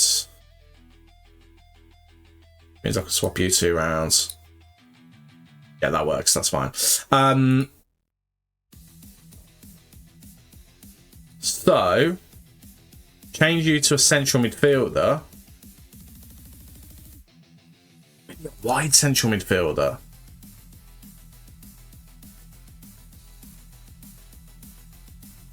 How does that look? That gets in the way there a little bit. So again, swap them back rounds. Wide central midfielder. Advanced playmaker. I've literally just started this save today. I have been very on and off as a streamer, and this is my umpteenth attempt of jumping back into it. So I've got a bit more of a feeling that this is going to last a bit longer this time. So I've kind of binned off the save that I was doing, a Liverpool one, which was my beta save. Because that was the save where I learned how to get into FM26, and it took a while, but I'm here now, and I thought, let's just go with the club that I know. Right, how does that look going forward? That feels a bit better. That feels a little bit better. I still don't know what Consa's doing here, but I feel like McGinn... He's not going that wide, to be fair. Probably overthinking it. Let's try him as just a central midfielder. Let's just see. How does he look? Just goes in the middle there. Do you know what? That might be the better one. That might be the better one to go for. That might be the better position. To have McGinn as a central midfielder, but then he's not... I'd like him to get a bit further forward. Okay. Again, let's just consider and just keep it maybe the same as what we've currently got. Channel midfielder. How does that look? It's kind of the other way around, isn't it? That, to me, that works a bit better. And McGinn, I think, is the one getting further forward. However, if we did get Emil Smith-Rowe, we'd need to consider, do we have Emil Smith-Rowe being the one who's doing a bit more attacking? That's where the problem is. I think Emil Smith-Rowe is on my radar, though. That is definitely someone we're going to be looking at. Right. I mean, again, in an Joe Gomez, it's Wolves, though, so we'd probably get priced out on that one. Yassine Yari, I can't believe he's a defensive midfielder now, because he was like a playmaker before.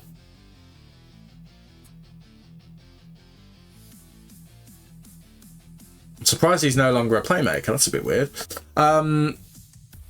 Damsgaard keeps coming up. I mean, he's good. Don't get me wrong, he's very good. But again, he's an attacking midfielder. Is there anyone on the transfer list? Let's take it off of that. Go to search. I'm going to try not to use the screen here unless they're listed. Let's have a look. Who's transfer listed? And who has the highest value? Anyone who's going to help us. I mean, Fornals is not going to be good enough. Ceballos, I don't see it. Okay, I'll tell you what. Let's do this properly. Recruitment focus. Let's throw in a new recruitment focus for... I suppose it's going to be a central midfielder, isn't it? I'm going to put a defensive midfielder. And the reason I'm going to put a defensive midfielder is because I want someone who can play there and a central midfielder. And I feel like that's the safer one to go for. I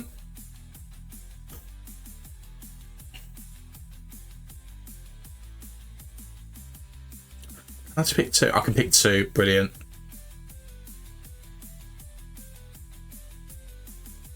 And hope it picks up playmakers. That's the only thing I can think of. Let's just keep it that. There we go. Right. So they need to be a minimum 3-star player. I'd like them to have a minimum 4-star, but we'll go minimum 3.5 just to be on the safe side. This is our top recruitment priority. We want this player to be no older than 28. I don't really care where they scout. Do we have any scouts who are currently free? None who are currently free. I'm going to add Matt Dyer and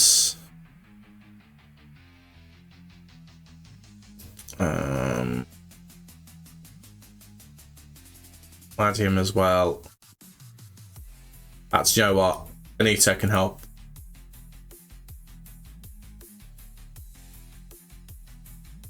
Right, let's go with that. Central midfielder. Again, we need to be careful of how much they're worth and how much wages they want. Now, in terms of the actual offer, I'm going to stall it. Now, training camp squads. Let's... we auto-select it? I'm thinking we auto-select it. Yeah, we'll auto-select. I'll be fine. There we go. Right. On we go.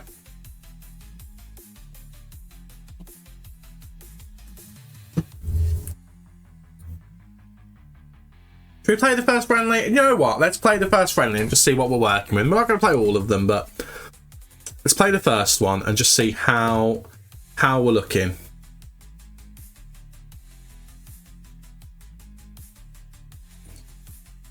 So, anyone who we can't have. Matson and Elliot are currently on holiday. That's absolutely fine. We've got youngsters who can fill in.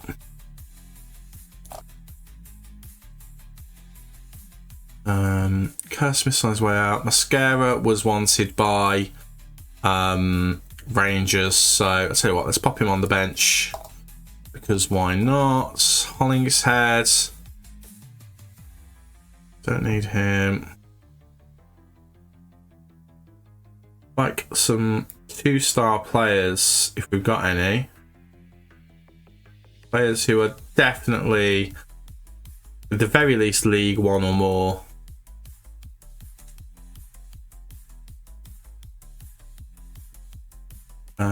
Gotcha, no. Kedda, League 1 player. Tell you what, we'll have him. He can go in there for Harvey Elliott.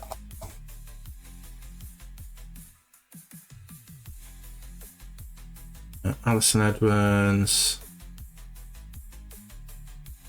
Whoa, hang on. Oh, he's a new player who we signed. I've completely forgotten about his existence. Sir, why are you not in the first team? I mean, you're not quite there yet, but my God, you are in the senior squad. Outrageous. Absolutely outrageous. Right, I mean, I'm looking ideally for a replacement left back for Ian Matson. So I'll tell you what, let's do it this way.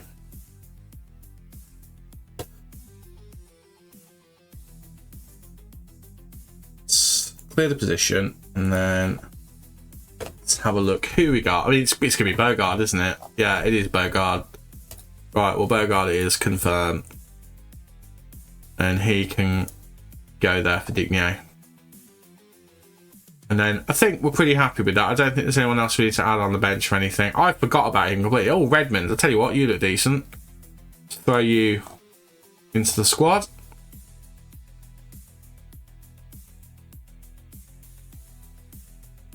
I think we're probably there with who we're going to have with us. Yeah, that'll do. That'll do. Right.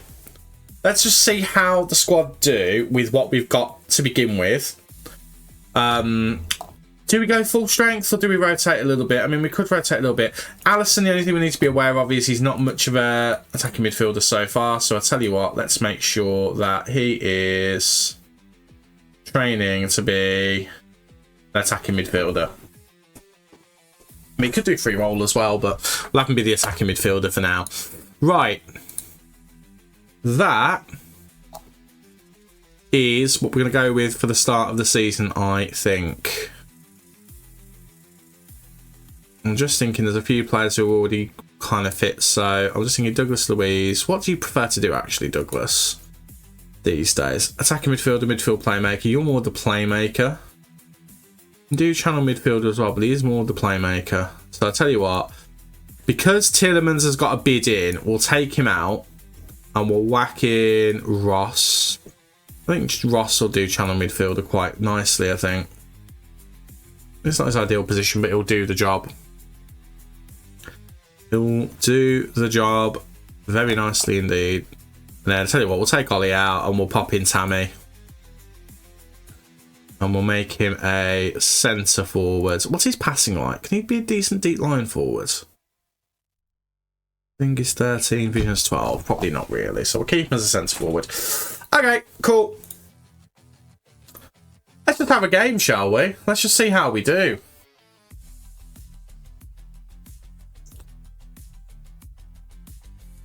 I'm intrigued. I'm intrigued to see how we play. Right.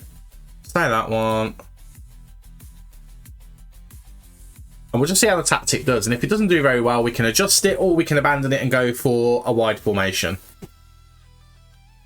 But here we are at Villa Park against Tamworth. Let's do it.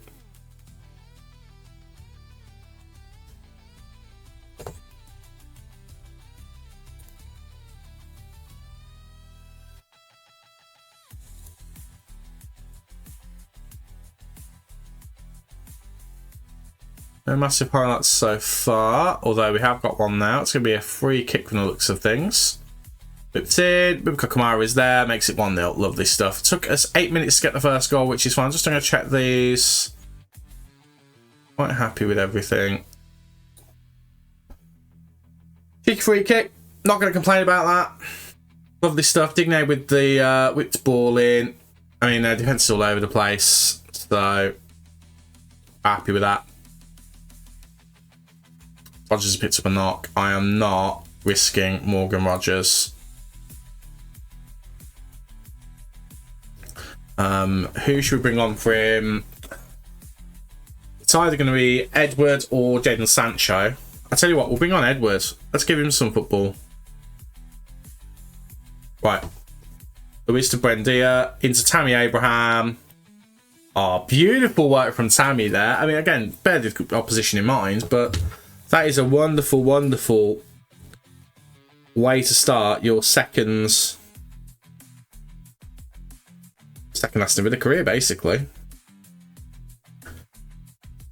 Lovely stuff. That was a quick sprint back there. A very quick sprint back. Fabulous. We're coming forward again here. So I'm just checking my phone. My other half's at work. Just double checking. Because she sent me a bunch of gifts for how her day is going.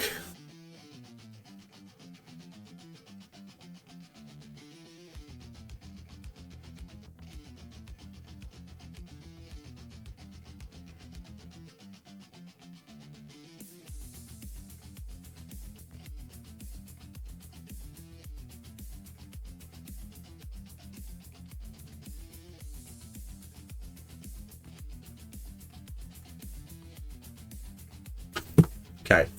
Let them have the ball here. I've just realised. Why are we letting them have possession? Lads, sort it out, please. There we go. Tammy.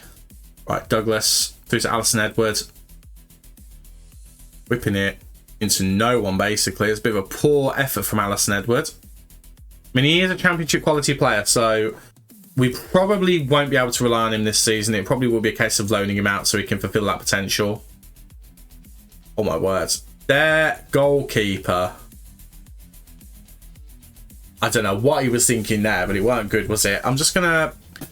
Anywhere I can move my camera again, because I'm fully aware that I am in... I mean, to be fair, I'm in the way of this player bar. I'm not that bothered about it in reality, because it's not the end of the world that I'm here. Not scoring many goals. Again, this is the first day of the season, though, so I'm not too worried about it. We're going to go attacking, though. We're good enough to just batter these boys, so let's just turn the heat upon them a little bit and just push them. Ezri Konsa with the finish there, nearly. Very, very close to a goal.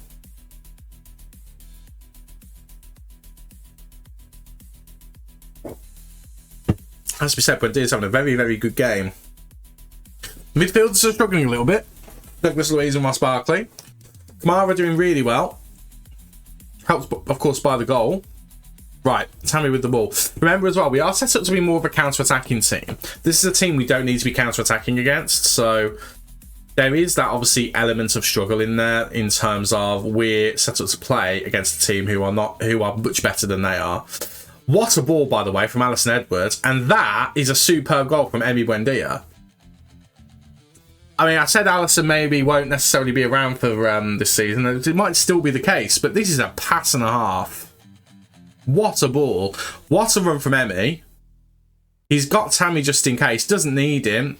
Goes across goal. Makes it 3-0. I'd like to be more than that from this first half. But, again, first game of the season. I'm not going to judge it too much. Right. Konsa with free kick just over the line into our half. Here we go. Matty Cash. Into Kamara. Cash, get forwards. Why are you not running forwards? Right, Tammy. On for a long one.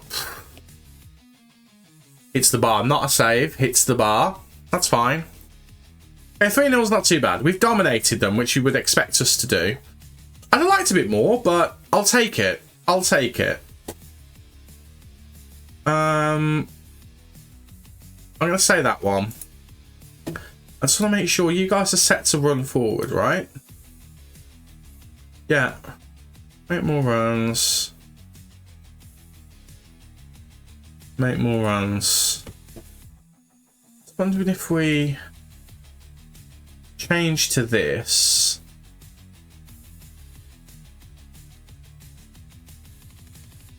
Barkley would obviously be here. This is the thing now. It's where would Barkley and Buendia go? Because Buendia's doing a much better job in the middle.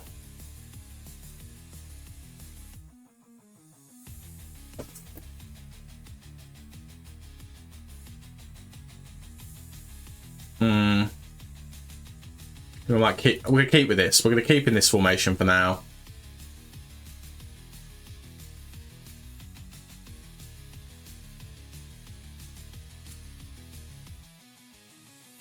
Yeah, we'll keep them that way around. Okay, yeah, we'll stick with how we're doing. Don't make any changes just yet. Already made the one, obviously. Let's just see in the second half if we can just push through a bit more. Alison Edwards' passing is shocking, by the way. Definitely not a playmaker. At least not yet, anyway. He's still young. I forgot we'd signed him completely. So, seeing him in the under-21s, oh, that's a joy. Because he will be a talent for us. But that is probably going to be a shift to winger at some point. To using wingers. I would have assumed. Right. I tell you what. Tamworth are very good at getting the ball and just bombing forwards. We've let him into our box. Can we not, boys? Right, how did it clear? I don't like the fact that we're letting them have a chances here. Let them have a shot. We let them have a shot. I like that. I like that. Right, let's just do the obvious tactical change to get wingers. And do this. Again, no, Buendia is better as a free role. Now, Alisson, what do you prefer to be? You prefer to be a winger, so we'll keep you as a winger. Are you preferring to be on the left-hand side? You prefer to be on the right? Okay. Swap you guys rounds. He actually prefers to be on the left as well, which is great. And he prefers to be an inverted winger, which is also great because that's what I would like him to be. So inside winger, you can be a normal winger. So what can we do with you guys? Well, you're going to get forward anyway. And you can stay in the middle. How does this look shape-wise? I think that's reasonable. And then out of possession, these two do the way rounds. Okay. Go with that. Let's just see how it does. Why not? A bit of experimenting. Nothing wrong with that. Right. Digne with the corner. Whips it in. Don't get on the end of it, but Alisson Edward is going to get on the end of it. Had the shot. Oh, I tell you what, he's done well there. He's ended up getting on the crossbar. Right, Buendia with the ball. Going to try and recycle things here. Good work from Buendia here. I tell you what, really lovely work from him. But the highlight ends, so obviously no end products there from Emi Buendia. Sparkley's struggling out there today, it has to be said. Douglas Luiz has held his own. Collins has had a poor game, which against the opposition is a bit of a concern. We're going to make some changes now and just see whether we can spark anything further into life. I'm thinking Tielemans and McGinn. Replace this midfield pairing. So let's Tielemans and John McGinn. And we're going to change him to an advanced playmaker.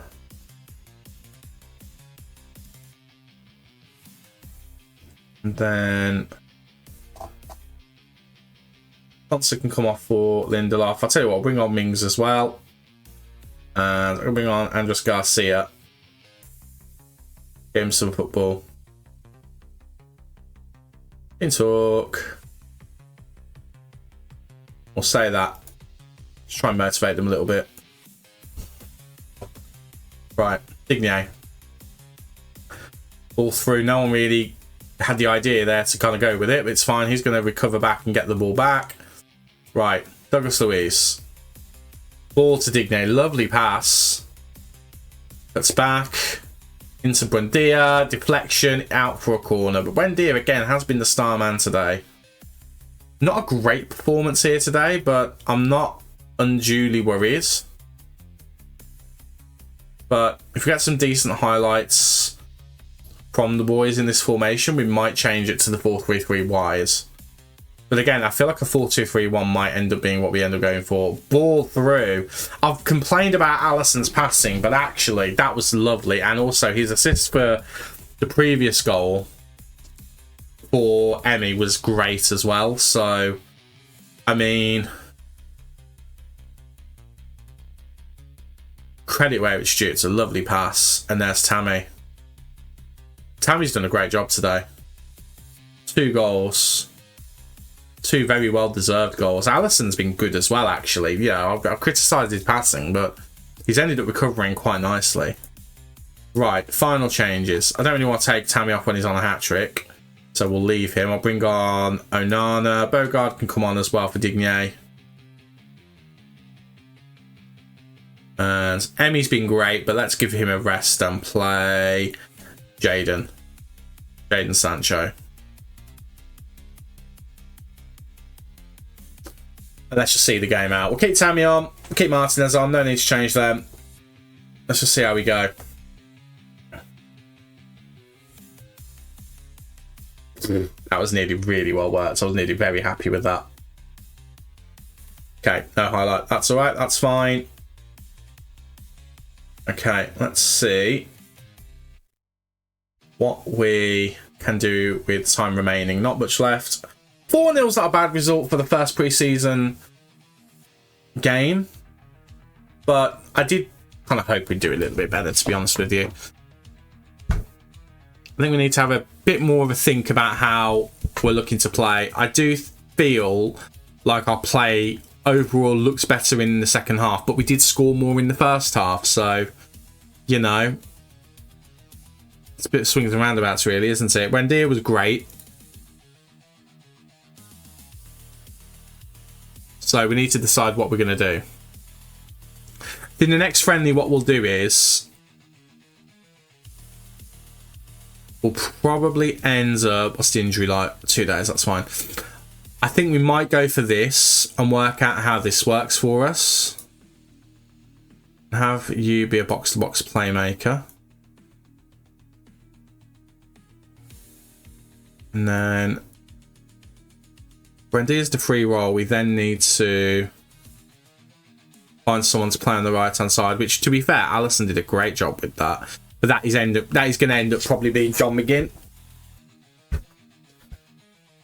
So that's probably how we'll line up if we go with that formation. And if we do that, this is what it will look like in attack. Which is fine. To be fair, I'm not mad about that.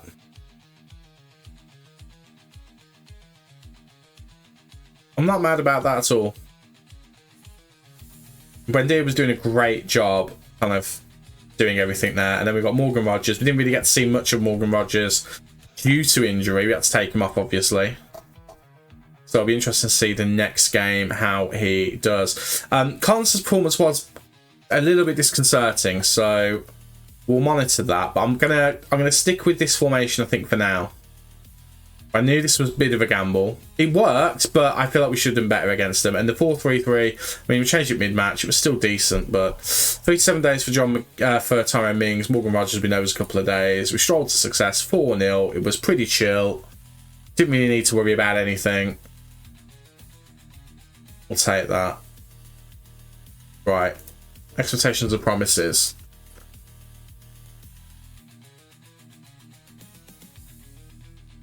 Look.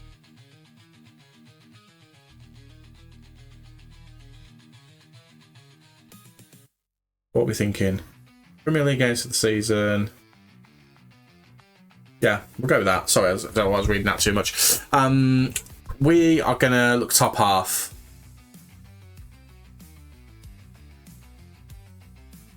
And then...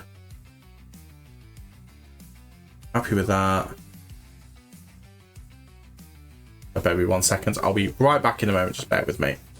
Okay, apologies. Right, let's get on to making sure that we give them the right thing. We want to get to the later stages. So we're going to say that one. Yeah, that's fine. And then FA Cup, later stages. That's fine. I'm going to say that one. Yeah, that's great. Fab. Perfect. That'll do. I think we've got them all on side. Okay.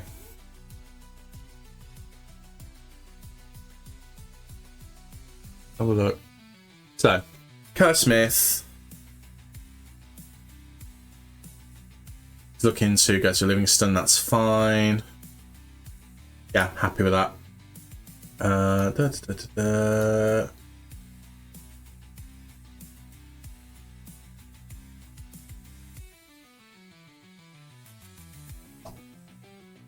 Something's broken here. I don't know why. I'm thinking something maybe is broken on this section here.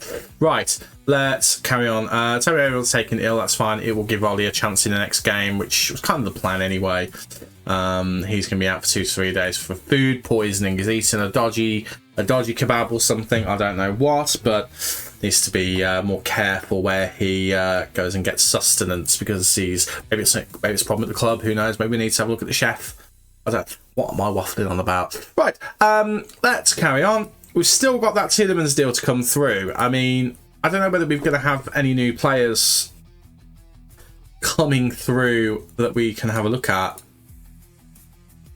in time for this game. Again, we're not going to play this game. We're going to sim it. But, yeah, I don't know.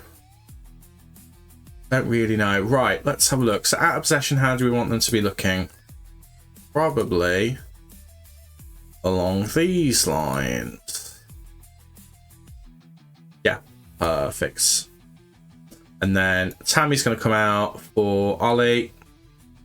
Tyrone is going to come out for... Have we got Ian back? No, we don't. Okay, so it's not going to come out for him. We'll put in This guy, I don't know who he is, but he'll do the job. And then Harvey Elliott's still out on loan. Still out on holiday, rather. We're not going to need to worry about him, I don't think. Right. Concert isn't going to start this next game due to poor performance last time. Not going to give him a chance. I'm going to actually put Kamara out rather, for Onana. I'm going to give Tielemans a game as the... I mean, I'm wanting to get further forward, that's the thing. I'm wanting to be getting further forward and be in this area. I mean, it's a shame that John McGinn can't play there, because box to box is literally, he's literally a box to box midfielder.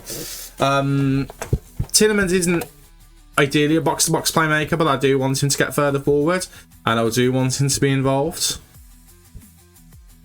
I think it's a bit of a waste if he just stays back here. So I think we'll do that. We'll see how it goes. See how the lads do against Warsaw. 3-0. That's all right. Again, we're getting fit. We're still getting used to the system.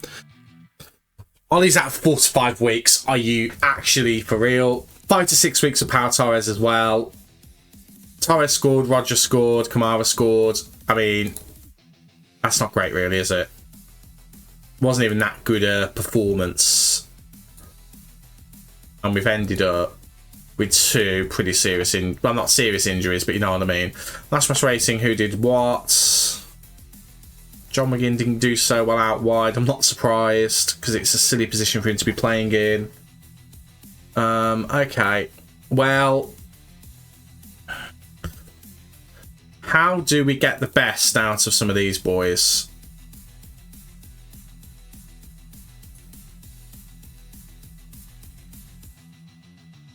Need to work it out, don't we? Tammy can come back in. Redmond can go there. We'll take Ollie out. Torres can be swapped with Tyrone, because Tyrone will be back for the next game, I'm sure. 2 days, 3 days, yeah. Tammy, 1 day, yep, that'll be fine. Udinese, be an interesting one. I could really do with having these lads off of holiday. Ian Matson's off of holiday. Perfect. So that's perfect timing. Right. Let's add him back in. For Burden. 4 points from John McGinn. We need to maybe look at him and get the best out of him. Maybe the 4-3-3 is going to be the best one. We just need to start with it. So let's shift this around. Do that. Let's have you be the advanced playmaker and you be the channel midfielder. Again, prefers to be in the middle or on the left. The problem is Morgan Rogers is the same.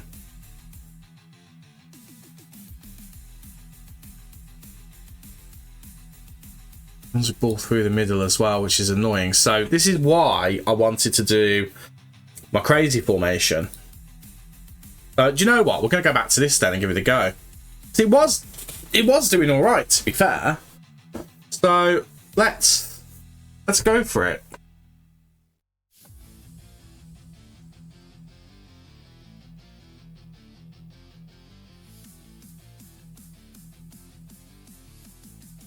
But I still think this has got the potential to be a good formation.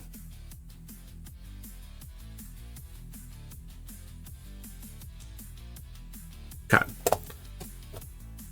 We'll give this one a go next time against Udinese and see how it does. Okay, we need to now make a decision about Yuri Tielemans, because that is coming up. Just going to be radio silence on that. Right, the offer's come back up. I think we have to let him go. It's going to cause a problem if we keep him. See if we can persuade him to stay.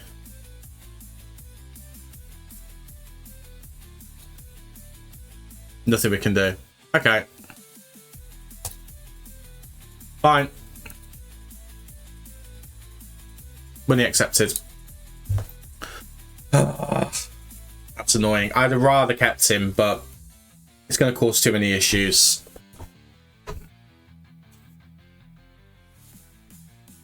Weirdly, that might help tactically, though. It's one less player that we have to try and squeeze in. I know it seems a weird thing to say, but it could actually end up helping.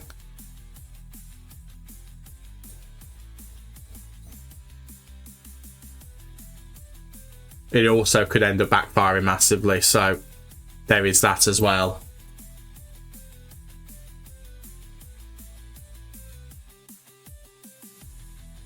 Right. Do we just hang on to the money and make Harvey Elliott's deal permanent? We could just do that because it's exactly how much we need. It's literally the amount that we need. So we could just do that. Is he back as well, by the way? No, he's not. He's back with us on the 21st, so he's still got a bit of time. Okay, well, I'm going to send the boys out in this formation. I'm going to take Digne out for Matson, and we'll get Matson some football. Tyrone Mings as well should probably have some game time, so we'll get him in for... No, him and Constance have got a good partnership, so we'll do that. Anana can come out for Kamara. And keep Allison Edwards. Again, I'm debating the shape. Again.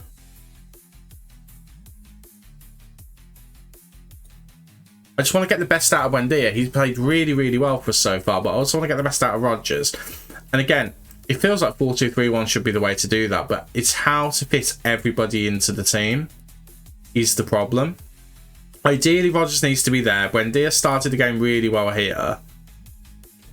It's getting the best out of McGinn as a right winger, which is just utterly ridiculous. I mean, Buendia can play as a centre mid, as an attacking midfielder, but I feel like that is wasting him a little bit.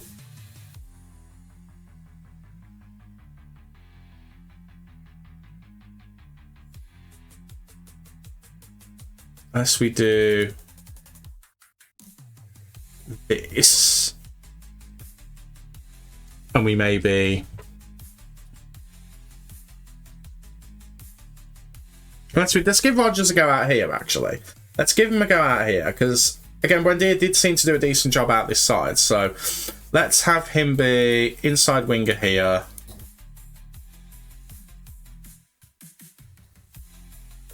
Have him do that.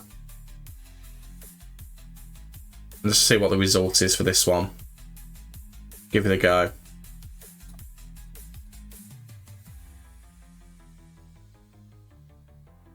Mings is injured again. He's got a fractured lower arm. That's the third injury in 3 games that we've had. Right. He's going to play through the injury. And we lost against Udinese and got battered as well. Zaniolo, former player, utterly destroyed us. Right, okay. That's not the formation then. That is not the formation. Oh, we've started off not ideally this season. At all. Okay, so he's still available to play though, so that's okay. But that's probably going to be our defensive partnership. Matty Cash not doing a great job of things so far. We've got Osasuna coming up. I've gone back to this formation because, again, I just feel like that's not a good result at all. Not at all. And we're going to be saying goodbye to Yuri Tillemans very, very soon. We've got Osasuna in 5 days. Let's just carry on through.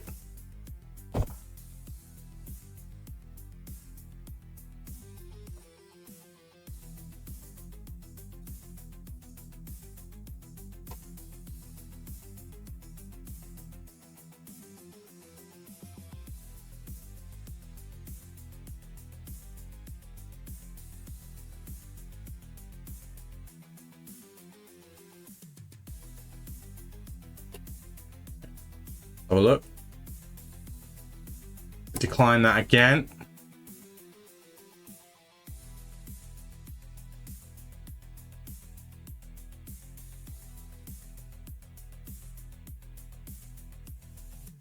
Okay. Let's just see what we got. So Recruitment advice. It's not recruitment advice, is it? Those are our current players. That's not what we need. I need recruitment advice.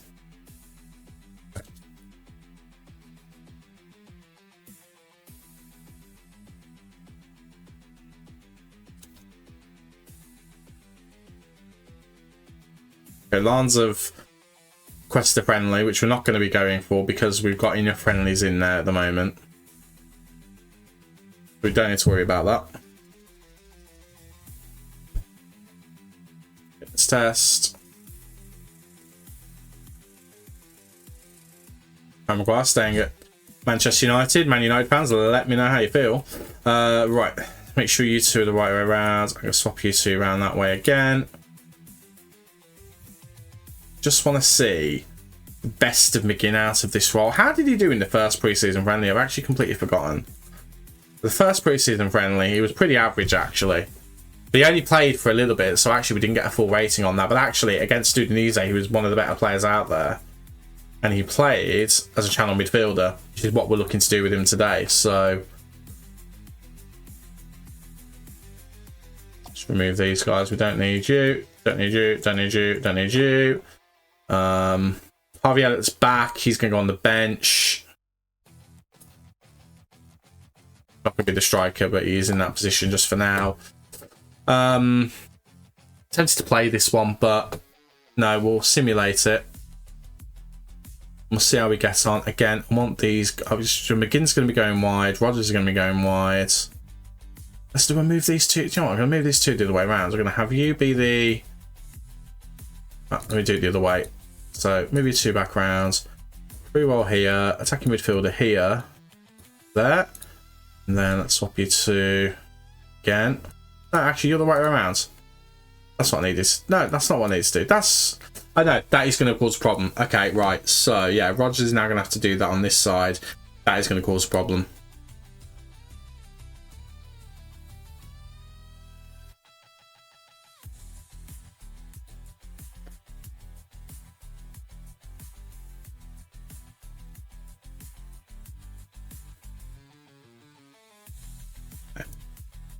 I don't know what the best way around that is. The idea is Buendia's. Actually, you know what? I'm overthinking it. Let's just keep it as it was. Absolutely keep it as it was. I'm going to move that around like that though, because I think that's quite fun. I could just move these two around and have Tielemans be the playmaker this side. But then that's what Buendia's do. I'm overthinking it. Right, let's go with that, Stu. See how they get on.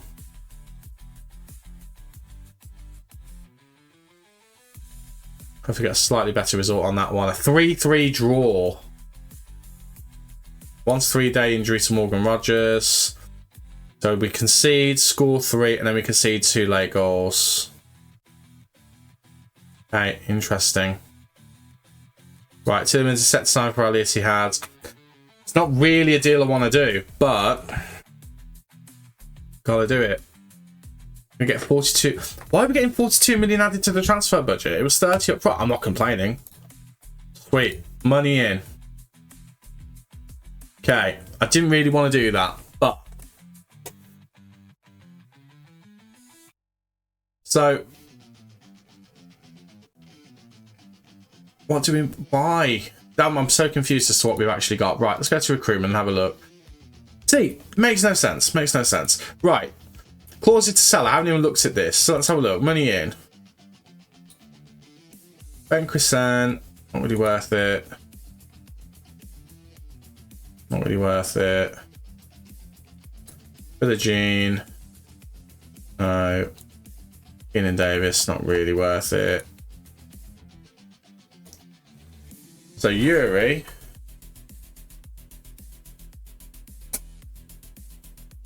So. We could get 28, or we get 25 now. I'm tempted to get the 25 now. You know what? Doing it. 25 million.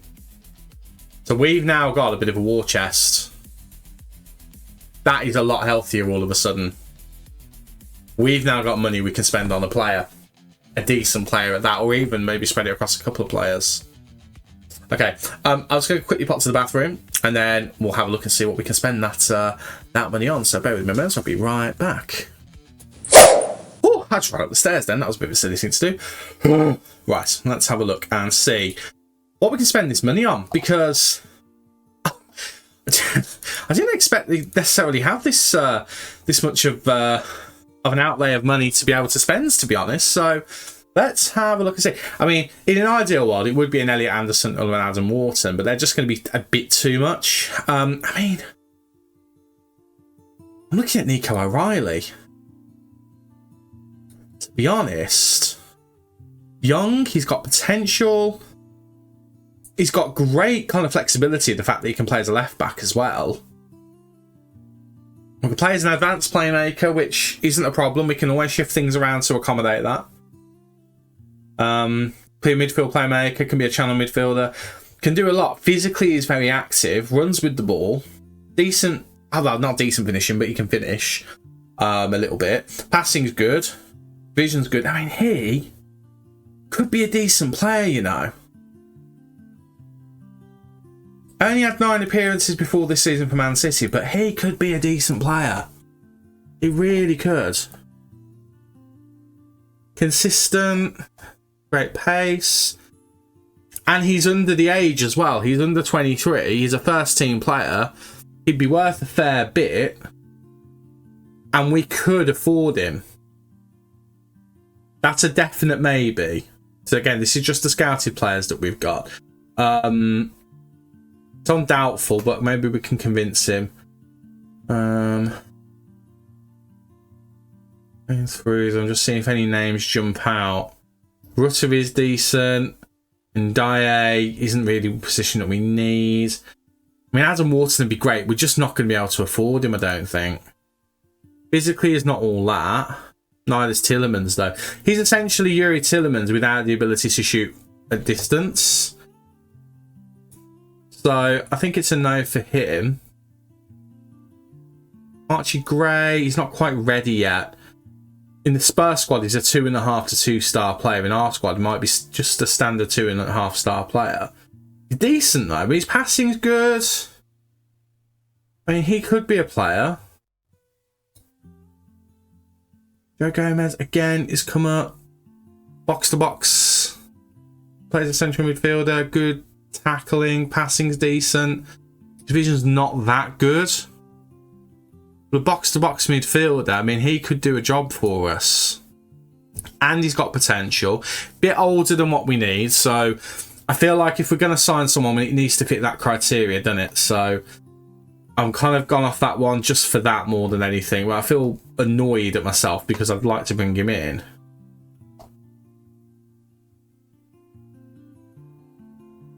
Years old, how good are you? Winston Odebear. I mean, I don't necessarily need him right now. He's wrong position, but again, fits the criteria. Jordan James fits the criteria, but not quite good enough. He's also on loan there anyway.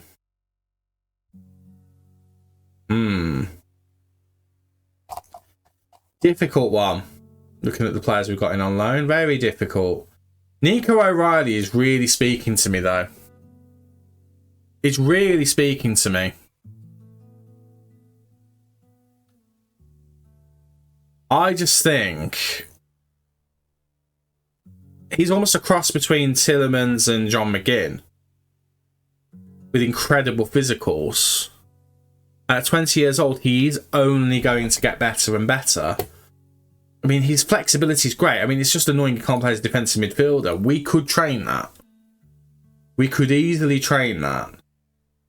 But he does lock us into not playing a 4-2-3-1 unless we train him.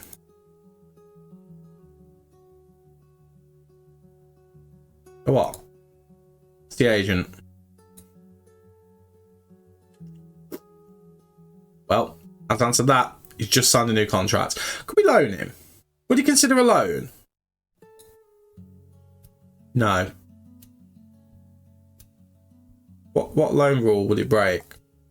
I want to know what loan rule it would break. Is it because we've got too many domestic players on loan? It probably is, isn't it? Oh, that's annoying. He's a wonder kid as well. That's really annoying because here he would be quality. I mean, and then I'm looking at Elliot Anderson. I know Elliot Anderson's decent. He's, to me, he doesn't look as good. I know he is, but he doesn't look as good there. Oh, man, that's annoying. That would have been a great transfer. And then we come back to Alex Scott, who, again, has got some good attributes, but is he already there? Is he the kind of player who can jump straight in, or is he someone who wouldn't really do anything for us just at this moment? Is he more 2.5 than he is 3.5? I mean, he's got 139 appearances. He's played a good amount of 2 seasons in the Premier League so far. No one looks like they're interested for him. Let's just have a look at the agent and see what they say. Curious. We could afford him. Competition for places. He wouldn't be a starter. So that's the only thing, is he wouldn't be a starter, but he fits the criteria for what we're looking for.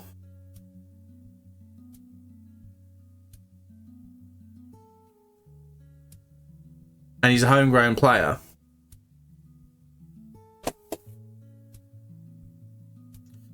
And he would be the next best player after Yuri Tillemans. I think we're going to scout him a bit further. We'll just see how we get on with him. I think that's all we can do for now. I will scout Archie Gray as well, actually. A bit further. But then we also come back to Smith Rowe, who, okay, doesn't fit the criteria, but susceptible to injuries. I don't want to be dealing with that. That put me off of him completely. No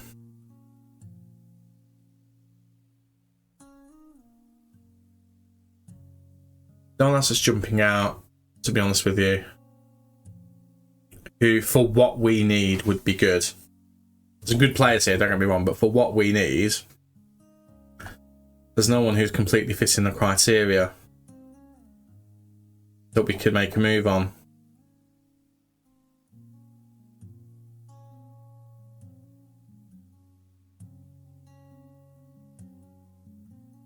I think we might leave it for the moment and wait and see what kind of comes back to us. I mean, he looks decent. Let me cheeky scout on him.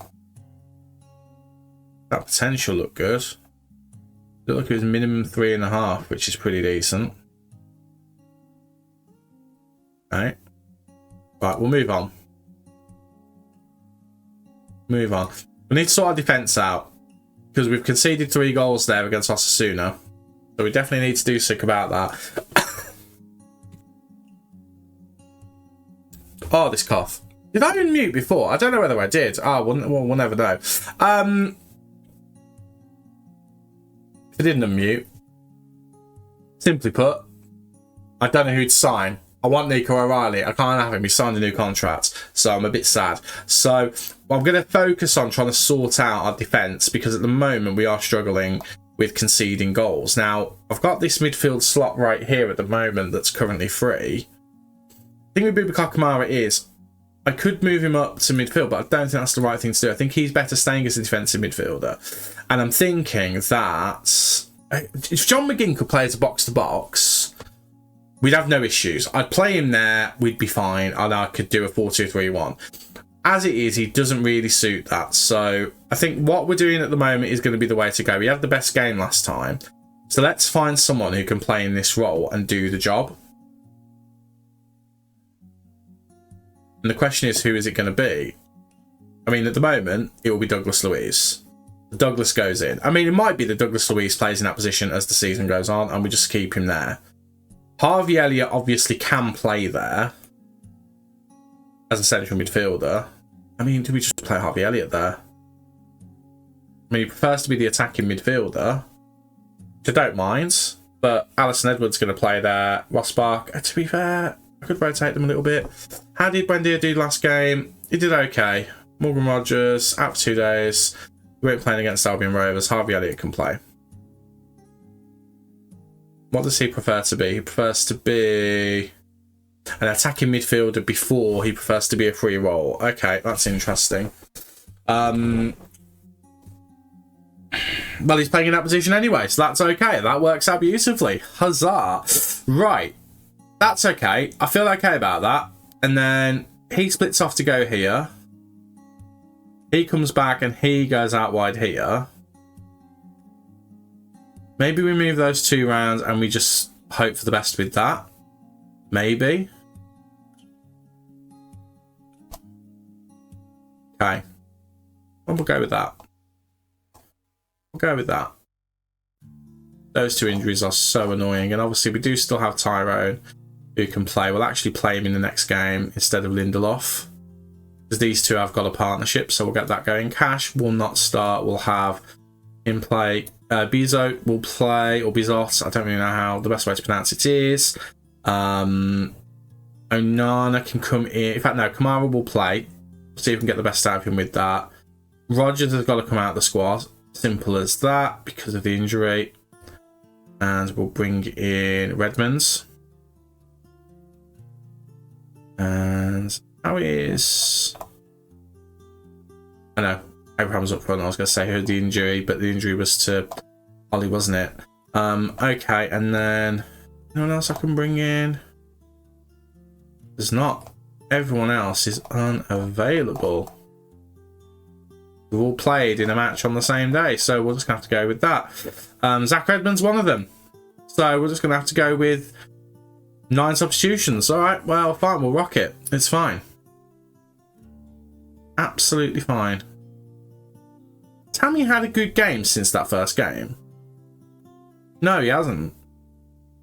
Been distinctly average and he's come off in all of them. Okay, well, I'll tell you what then.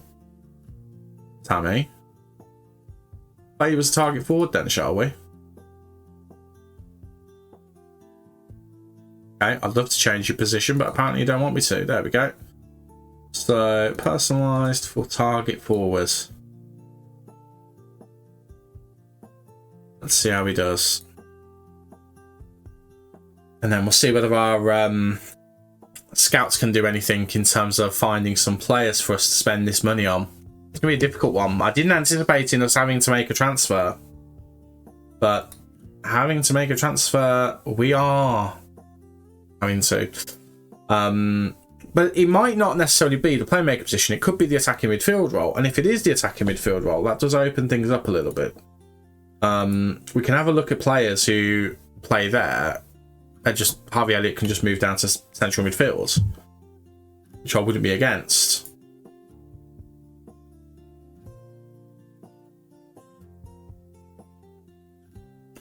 Right, let's just have a look at these.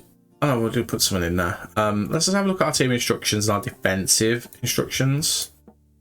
So we're not going all the way up with the high line.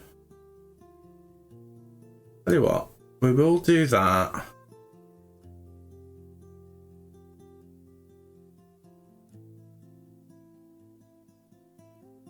Attacking wise, I feel like we're doing all right with attacking. Just getting the ball and we're just bombing forward, which I'm okay with. We'll go play through the press. Let's do that. I'm gonna say let's do.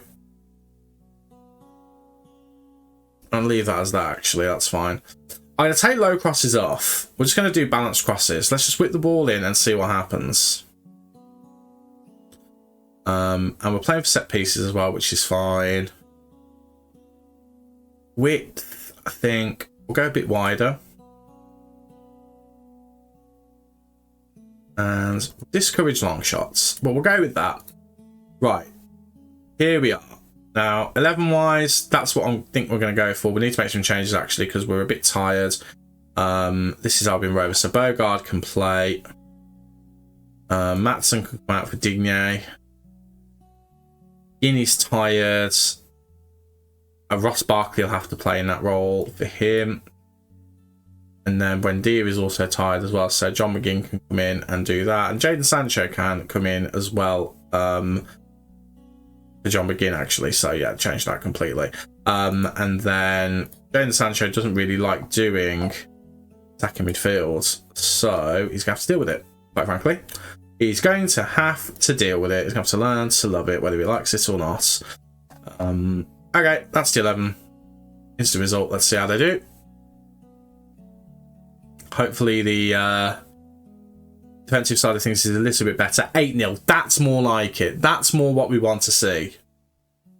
That is much better. I know Albion Rovers are not a great team, but that makes me feel a lot better. Tammy, Harvey with a few games. Tammy again, Buendia, Anana and Buendia as well. That is exactly what we wanted. Much better. Much, much better. I'd like to see some match stats if I can. Don't let me do it. Have a look. Only got a couple of shots off the entire game. That's good. We had 28. That's much more like it. Douglas Luiz didn't have a great game. Mings didn't have a great game either. Neither did Garcia. I'm not too worried about that, to be honest. I'm not too worried about that at all. How did Kamara do? Kamara got a 7.6. So maybe defensive midfield is the way to go for him. I just don't want him pressing. I want him to remain where he is, and I think he was already set up to do that anyway. I know he wasn't actually, so let's do that. Want him to stay where he is as a bit of a brick wall. Right, perfect. Next game is against Frankfurt, so it's going to be a bit more of a test. So we'll rotate back through, and we'll just make sure that we've got a good starting 11 ready for that one. Mara will probably stay starting, to be honest. Onana did play some football in that one. Buendia can stay on the bench for now. Edward does need to get some game time, so we'll probably bring him in, playing the free role. Douglas Luiz will keep there for now, for lack of a better option. How long is Ollie out for? Do we need another striker? Do we need to loan in another striker, maybe? Let me just have a look. Edit search. Yeah, we'll look at the loan list. Anyone on the loan list who could do a job as a striker? Mathis Tel from Spurs could be an option. Marcus Leonardo from Al Hilal. Sula from Newcastle.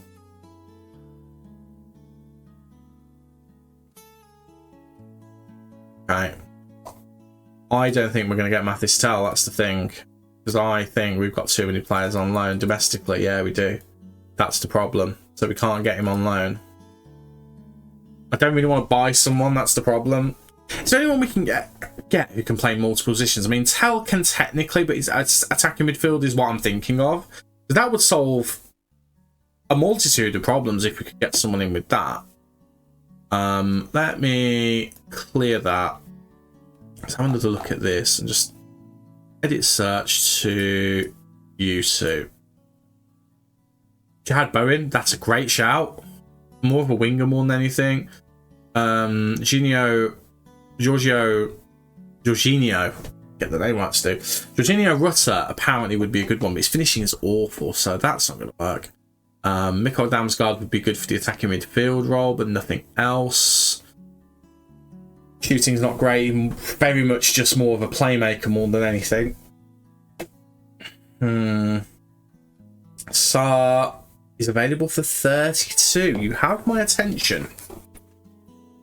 Not much after seeing his ability though. I'm not sure on that one, to be honest with you. Xerxes, how long's he out for? 2 weeks. If he was available now, I'd consider him. I would actually consider him. Nketiah, I don't think so. I don't mind if this guy's maybe not that good now, but will get better. Let's have a look at potential. Sabari. Tell you what, he looks like he could be a bit alright. Wanted by Chelsea, Ismail Sabari.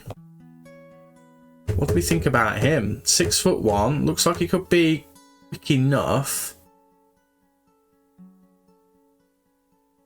Ismail Sabari from Morocco. Scored 11 goals in 29 games last season. The 3 seasons at PSV.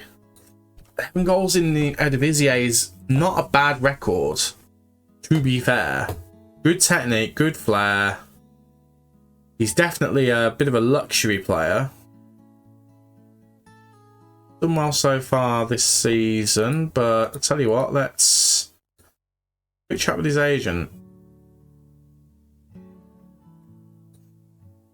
So, he reckons he's... What's the dog barking? I can hear the dog barking in the background. She just barks everything. She's deaf. He thinks he's hot, you know what, doesn't he? And Chelsea are interested in him. So, I mean, I don't want to shoot too early on this one. He has got 13 caps for Morocco. Maybe we do a little bit of scouting on him. And just see where we end up with him. But I think active interest there. Do need to be careful on that we don't miss out on him. But he is one to watch. Definitely. And the fact he can play as a striker as well definitely helps that. I mean, we'll have a quick look at Jared Bowen. We know he's a good finisher. We know he's good on the ball. We know he's got decent pace. He's 28 years old, which is on the upper limit of what we can and cannot sign. Definitely not a winger. Sorry, definitely not an attacking midfielder. He definitely is a winger. Definitely is a winger and a striker. So that's the only thing. He would come in as a striker, but we've got two strikers. We just need someone who can come in who can cover striker as well as play as an attacking midfielder. Ismail Sarr is the one that jumps out to me just name-wise, but just the ability isn't showing for me there. I've ignored Ouattara because purely he's not the one, because he's got potential, but that potential might not come in, to be fair. So it's not just him. What about Alex Scott? We'll circle back to him. Again, he's not really a player for now, but he can play all across the spine of the midfield with no issue. It wouldn't solve the striking problem, though. And that's exactly what we're looking at the moment. Zirkzee would be the ideal solution, but for the amount of time he's out for, there's no point in signing him. There's literally no point. So, with what we've currently got, I love Matt O'Reilly as well. I've used him before and he was solid for me. But again, he's not a striker. Do kind of need a striker. Damsgaard could be a very emergency striker, but again, he's not very good. That's the only problem. Right, we'll carry on. We'll see whether Sabari turns out to be a decent player. Chris Furyk. I can't believe I've just seen his name. Chris Furyk. I love that, man. I used him in a Deportivo La Coruña save in FM24, and he was an absolute god for me, genuinely. Can I find the news article for that one? How good is Chris Furyk in this universe? 27 years old. 8 caps for Germany. He made his Germany debut. He didn't have that in FM24. Fair play to you, sir. Because he'd left here, gone out to Saudi, and then came back and joined me in my newly promoted Deportivo side, and he literally captained us to glory. I'm pretty sure it was our captain anyway. I don't know. Leadership's quite low on this one. I mean, he's not what we need, so I'm not going to sign him, but I just had to look at him. Right.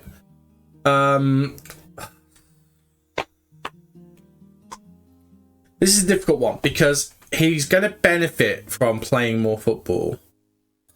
But right now, we're in a position where we probably need him here until we get another player through the door. So I'm going to reject the offer. Hurts me to do that, because that would have been a good move for him and for us, because we get a more experienced player at the end of it. But need him right now. That's the thing. Right. Interesting, Alex Scott. Yeah, not really there for now. Mason Kocher. Reject. We'll keep him just for squad depth for the young youth levels. We need Nico O'Reilly would have been the perfect player. Just no, wouldn't have covered striker obviously, but he would have been perfect. And I'm still annoyed with myself that I left it so late to look at him. Right, let's have a look. So, Barkley, what's more tactical defending training? We're going to be getting more of that in the next couple of weeks, so don't you worry about it at all, sir. Don't you worry one bit. Right, let's have a look. That is going to be the starting 11. Tyrone Mings obviously is not fully fit. I'm going to take Bizot out and put Martinez back in. Aston Edward really probably shouldn't be starting this game. But you know what? Buendia is going to start instead. Buendia and Elliott. Elliott had a great game. And if Elliott continues to have games like that, then I'm happy. What I am going to do is I am going to actually play Elliott in the position he's going to be playing in. And then I'm going to put John McGinn in as the attacking midfielder. No. Swap McGinn and Barkley around. Let's give McGinn back into his old position. Give Barkley a chance in this position. Again, I'm pretty sure Pau Torres is going to be back in 4 weeks. Watkins is still out for 3 weeks. Morgan Rogers is technically fit, but I'm not going to risk him. I'm going to go with that as starting 11. Let's see how we do against Frankfurt. Beat them. That is a good result. That is a really good result. They score first. We then equalise a minute after, and then we get the winner in the second half. How did it look from the perspective of statistics? Even game. We edged it. We very edged it. Midfield did not cover themselves in glory in that one. The defence is what won us that one. The defence and Tammy are what won us that game. But winning we did. That's the main thing. Win it we did.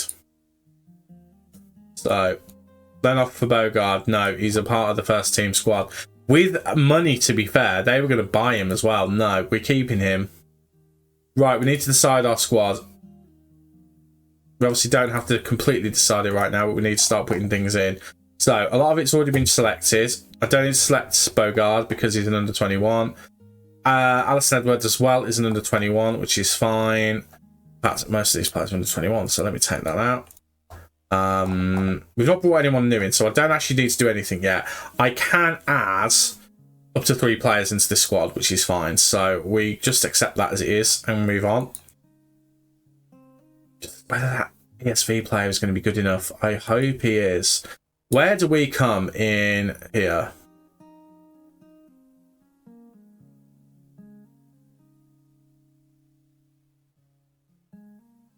A 50-1 is what we have for the Premier League title. Alright. I'm intrigued by that. I would consider taking those odds. Okay. So Lukic, don't really care. Right, oh. Squad numbers. Oh, I love squad numbers. Right. I mean, the problem is they're all going to be done. That's the thing. So, not really much to do. Oh, we need to give Douglas Luiz one. I mean, what number did he get in real life? I think he got number 20.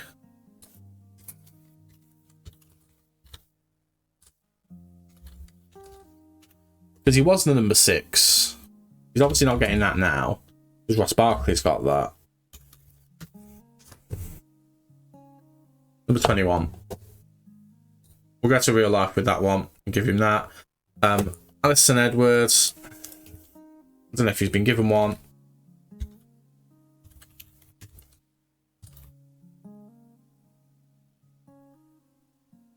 He's been given number 47, so I'll tell you what, we'll give him that as well.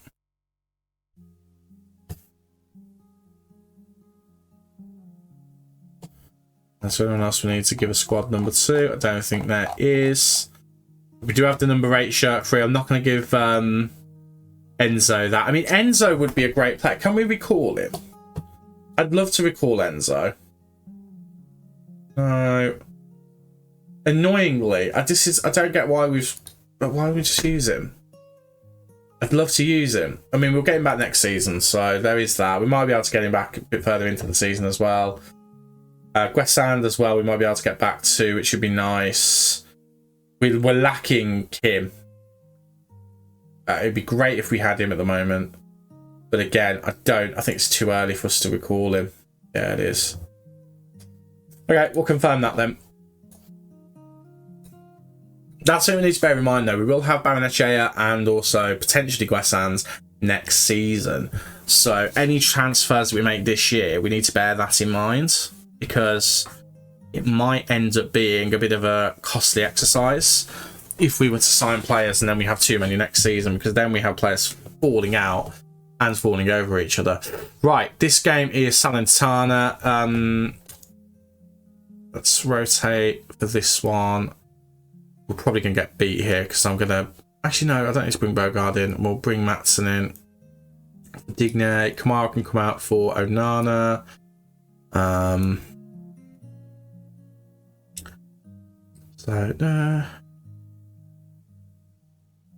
we put any of the other guys back in? Hattars is still a distance away. Morgan Rogers is back, which is good. We'll bring him in. Ross Barkley had a terrible time, so we'll replace him. I just want to check that this does not count friendlies. Thank God for that. Right. Harvey Elliott's back in. Playing in midfield with the number 9 shirt. I should have changed that because that does irritate me. So we've got Buendia and Rogers in there, positions that they're probably going to be in for the rest of the season. Elliott's in there, McGinn's in there, and Arna's in there.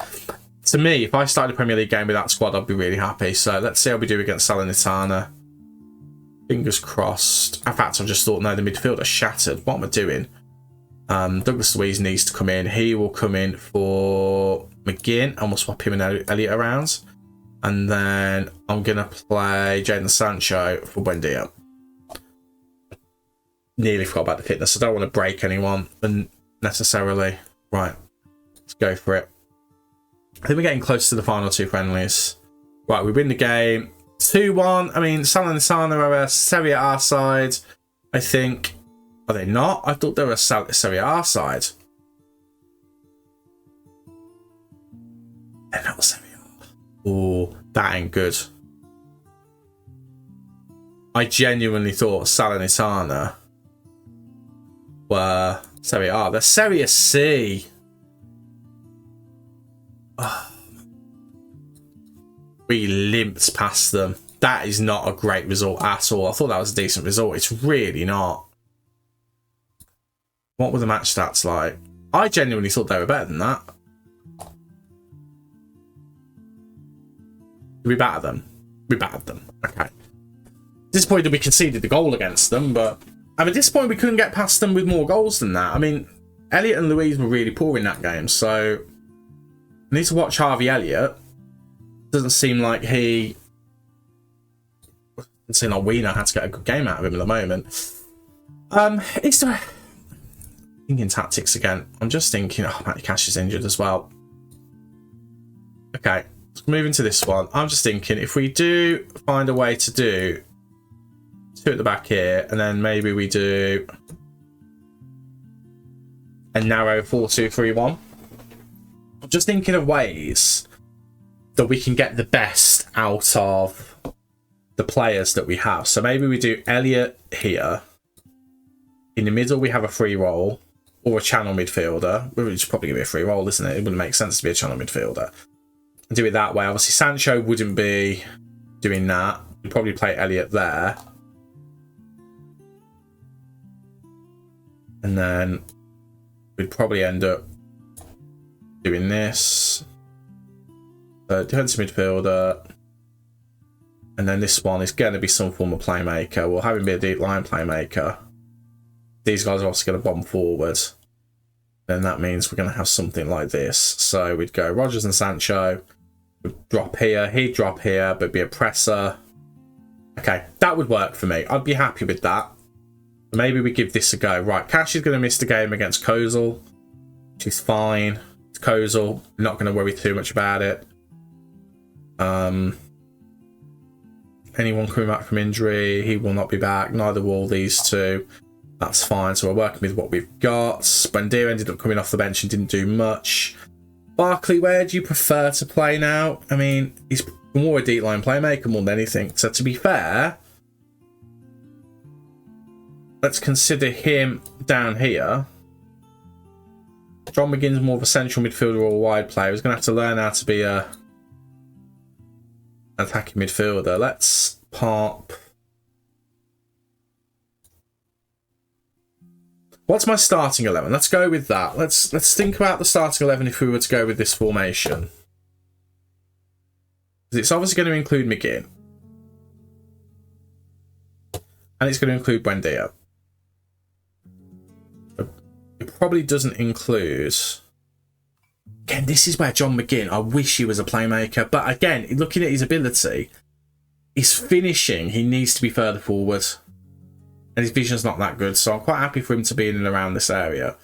So let's say we do... You as a free roll. Let's change you 2 rounds. So we have Buendia in the middle as a free roll. I have you as a channel midfielder. Rogers over here as an attacking midfielder. How does this look on this map here? In possession. These two coming forward. Anana's gonna marshal everything. I need to make sure Anana, whoever's in this position, doesn't come forward actually. Let's make sure. Dribble less. Keep standard passing, that's fine. Have that on less often. I don't mind Douglas Luiz being up on a standard pressing.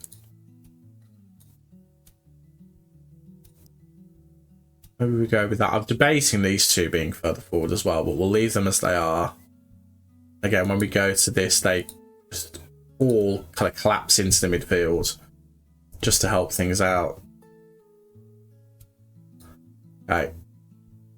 I think that's the shape. I think we give this a go.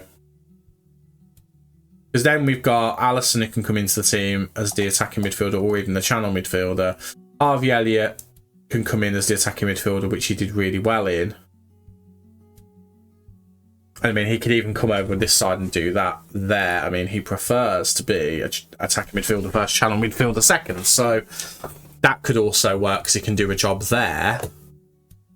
Then in the middle, we've got Buendia. Barkley can do a job there as well. We can shift McGinn into there if we need to. So maybe what we're looking for is someone who can be the free role. I mean, Jadon Sancho can do the free role if needed. Alisson Edward is getting there. At the moment, he would be free roll too, actually. So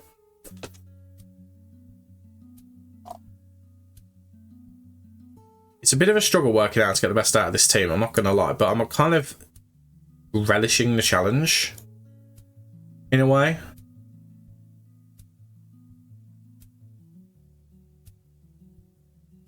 He'd want to be a channel midfielder, so we'll have him as the backup channel.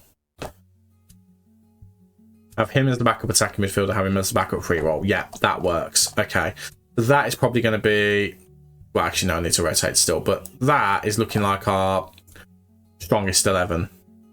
Like, strongest attack, rather, not strongest 11, but attack-wise, that is going to be the strongest part of the team, I think.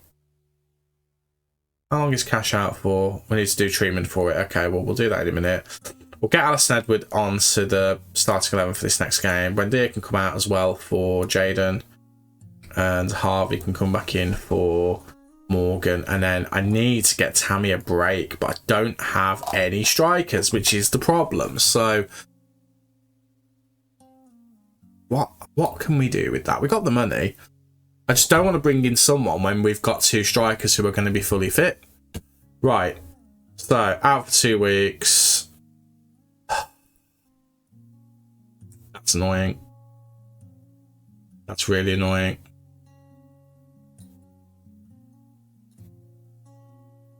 So cash comes out. Don't have anyone who can come in as of right now, but I'm sure we can find a youngster to do the job for us.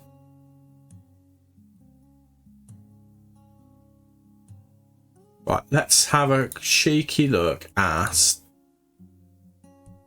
man we were scouting. So he's apparently a guaranteed 3-star player. And he's guaranteed to be 3.5 stars potential. He wants a lot from us. A lot from us. And I don't know if I'm prepared to give it to him just yet.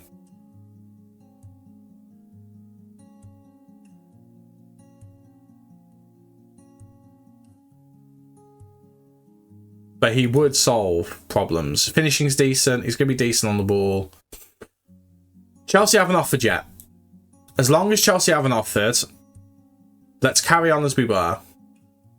And we'll just keep an eye out. But we don't really want to be competing with Chelsea because they will be able to beat us in terms of offering. Okay. Let's do those. There we go. I've got these final 2 friendlies before the opening day against Newcastle.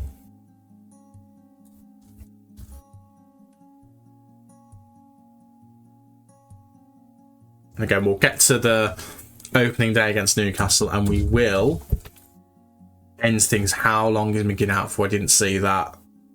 Don't like that. We are pushing them quite hard. That's fine, Brucian. We are pushing them quite hard in pre-season, but I want their fitness to be good for the rest of the season. And I just think if we just push them a bit more, then it'll benefit. Right. Literally, you're going to be getting that. Don't worry. Right, bonuses. I'm going to leave everything as it is. I'm not going to touch anything. Don't need to do anything with that. I'm quite happy with how it is. Right. Let's see. Friendly against Kozul.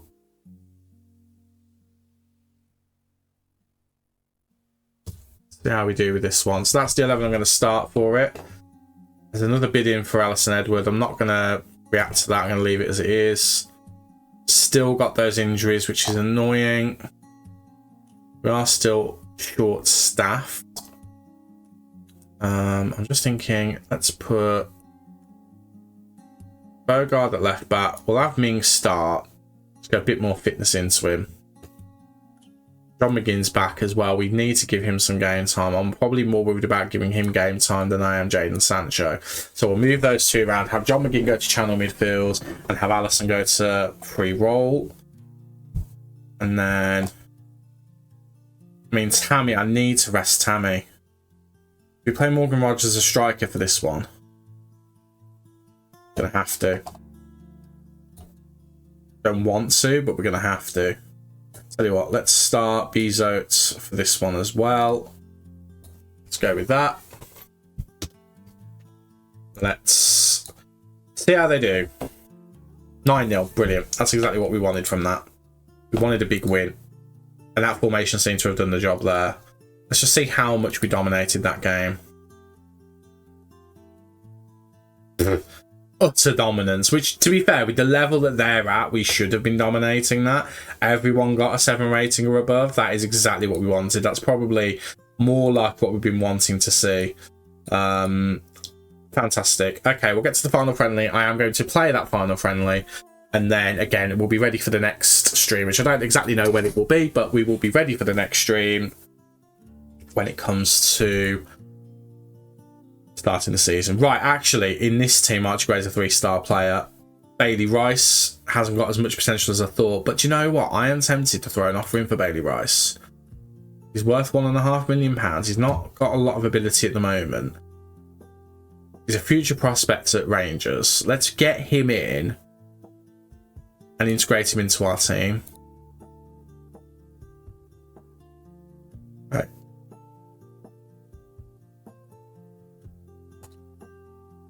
Let's do it. Someone young. Defensive midfielder. Let's get him in. I will offer you... What's he worth? 150. So I'm going to offer you 500,000. I'll offer you another 500,000 over 2 installments. And then I'll offer you another 500,000 after you play 10 games. And I will give you a 5% profit thing. See what they say. Don't know why I didn't just submit it to them to look at just as it was, but oh well, is what it is. Okay. Training week review. Buendia's at the top of it. Rogers, Kamara, McGinn all doing great. Barkley, Tammy and Harvey not doing well. Bizot doing okay as well. Again, I need to bear in mind, we're looking to keep Harvey Elliott some of the money that we've got, we need to spend on him. I've completely forgot about that, so I'm not so worried about anything. I don't really want Victor Manas to leave.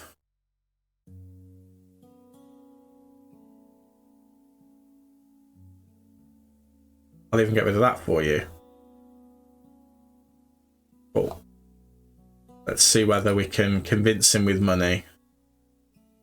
I don't even know how good he is. I'm literally just doing that just for the sake of not losing a player. Right, final friendly. As I said, the plan was always to play the final friendly. We played the first friendly just to see how the team went, and I'm kind of glad that we did. Because now what we can do is we can see how we do in this one compared to that one. This is the worst team, so, you know, do bear that in mind, that we should be beating this lot quite comfortably. Right, we're going to take off Mings, and we're going to play Matson. I'm going to take... In fact, Garcia's going to have to stay in there whether he likes it or not. We will keep Lindelof in, we'll keep Bogard in. Harvey Elliott is shattered from the last game. He had a really good rating though, so we'll take him out. Tell you what, we'll put in Allison over here. And we'll bring in Jadon Sancho in the free roll.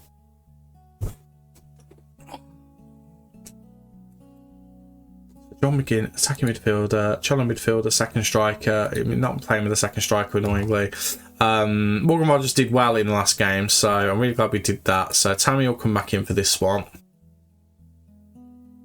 All of the injured players are still injured. However, we are really, really close to having Matty Cash, Ollie Watkins, and almost Pau Torres back. So that's really good to see. I am going to start Emi Martinez on this one. Tyrone will bring on for a little bit. Ross Barkley probably could do with some game time, so I'm going to start him for Douglas Luiz, who has settled from the looks of things into that deep line playmaker role, but he will get some game time in this game. And fitness wise, I'm happy with everything else. So let's just get into it, shall we?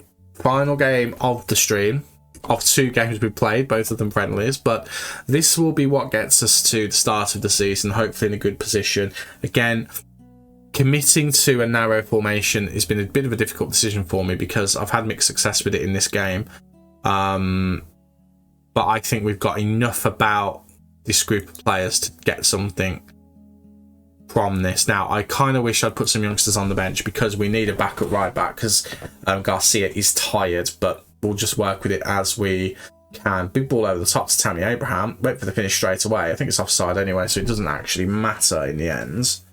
But respect the effort, if nothing else. Respect the effort.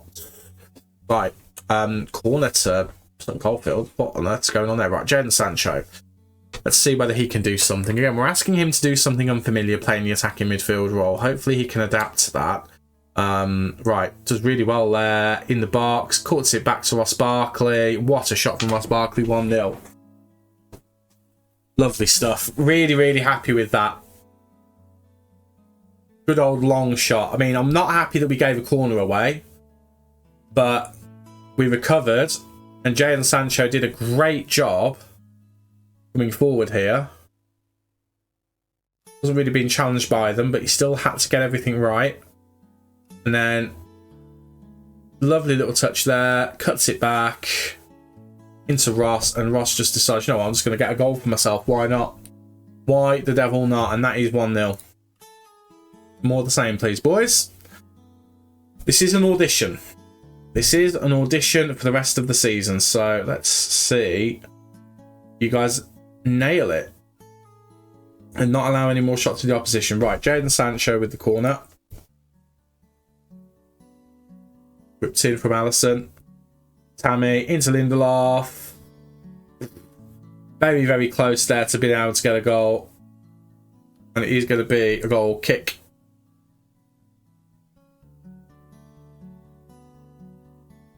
We are doing very, very well. We're not having shots on target there, so I am just going to change to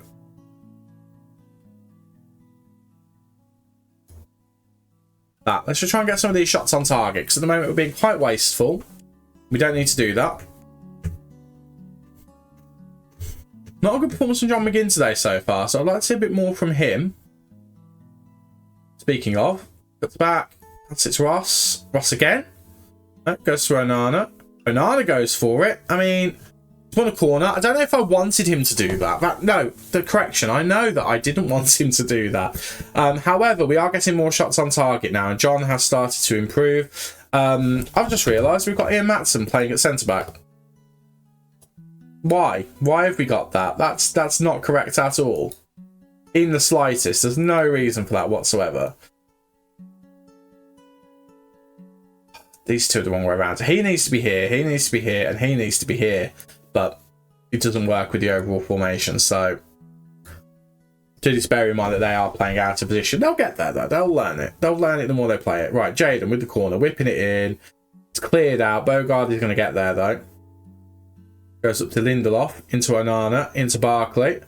Chips it to Jadon Sancho. Jadon gets it into Alisson Edwards.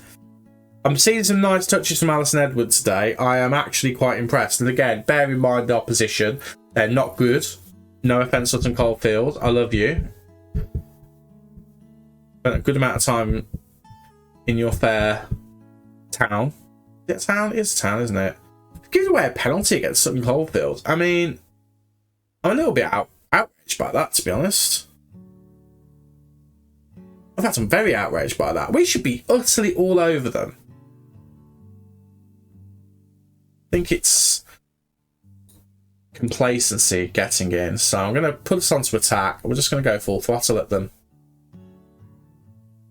Our defence is having a real off day. I'm going to demand more from the boys. I'm hoping that we just smashed them in the second half. This has been a very poor friendly so far. Very poor indeed. Right, Garcia. Looking for John McGinn. Doesn't quite find him. But hopefully we get possession back here. We do. Into Alisson Edwards. To McGinn. McGinn goes around his man. Oh, John McGinn turned on the style there. That was much better. Much better indeed. Our finishing is indeed letting us down, but John McGinn decided to show everyone how it was done there. Special player. This is why I wanted to make sure we have got a way to get him into this team. That is more like it. Now, the defence, again, has had a shocking game so far. They're what have let us down in this one. But the attack is definitely doing its job. Admittedly, shots on target have been a problem. But we're getting there. We are getting there slowly but surely. But we need to be better at our shooting from the game against Newcastle. We definitely need to. But we showed in pre-season we can do it. So let's carry on. I'm going to say...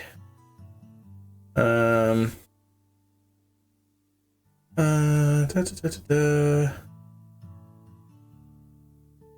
say that one. So, individuals. Ian Matson, really not happy with him. Lindelof, not happy with him. Martinez, not happy with him. Everyone else has been doing all right. Although, again, I want to see more goals. So, let's get some more goals here, boys, please. Let's get some more goals. Okay.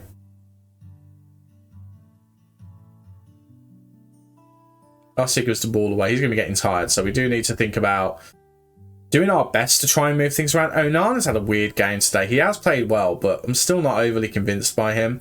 Right, Sancho, out wide to Garcia. Garcia into McGinn. Sancho into Onana. Back to McGinn. Oh, John McGinn.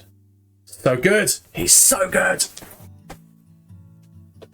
So very good. Oh, my word. Right. Let's see how we can carry on. We've been all over them in the first 5 minutes of this first half, but we're just not doing enough so far. Oh, I'll tell you what, Onana did well there. Alisson Edwards now gets fouled by Bellingham, not that one. Absolutely hacked there.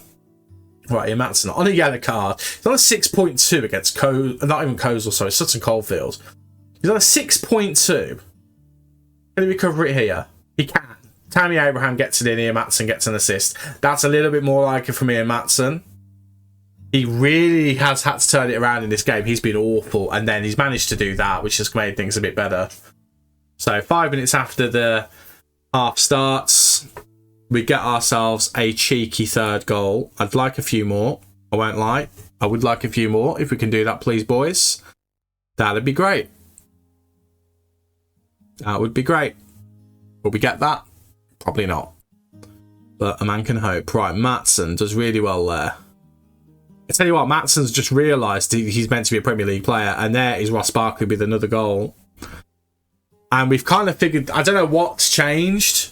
We've gone on to attacking. It's probably it. Again, we are more built for counter-attacking, so do bear that in mind, but we have turned things on a bit more in this second half, at least to begin with. Though not really seen much from Tammy. It's a bit disappointing, but I'll take it. I'll definitely take it. Right. They kick off again. I'm going to start thinking about changes in a minute, but I'm quite happy with how the team are doing, so I don't want to rock the boat too much.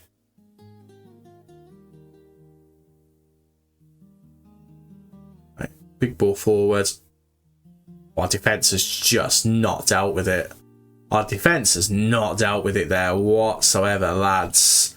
Tell you what we're going to do is, out of possession, let's push them up.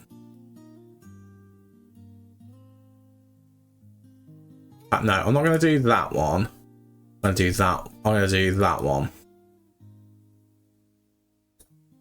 That was atrocious that we let them get in behind there like that. Right. Can we get the ball off of them here, please, boys? Thank you. Can we get the ball off of them, please? Because we're letting Sutton Coldfield build on us. Absolutely woeful from our defence. Lindelof's not had a good game at all today. Right, is John McGinn going to be able to get there? He is, you know. He is.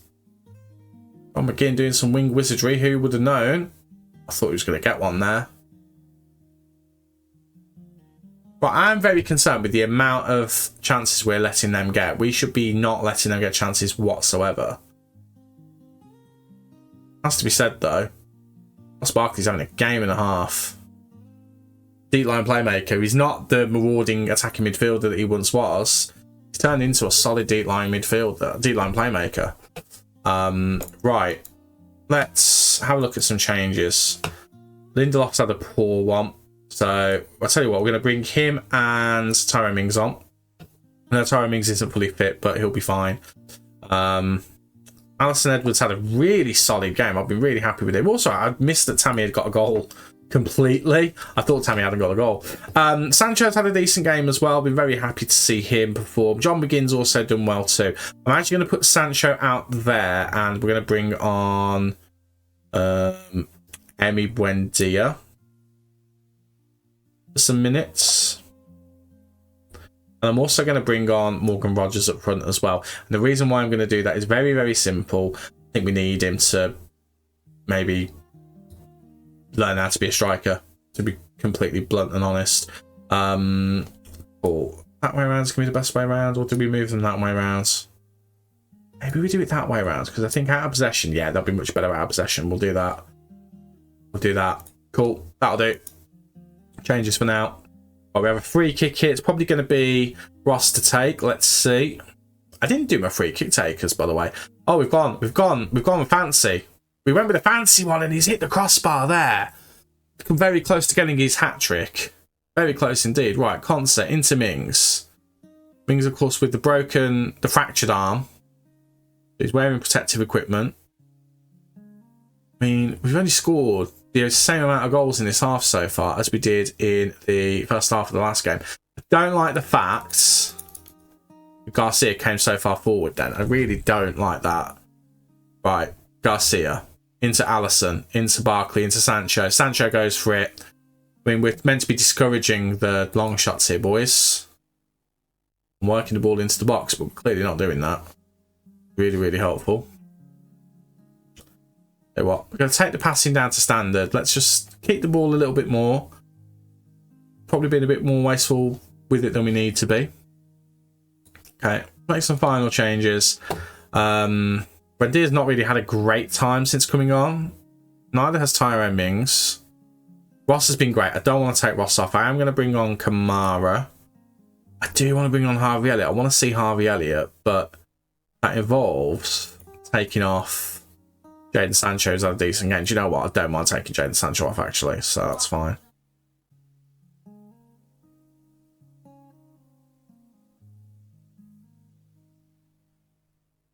So bear with me.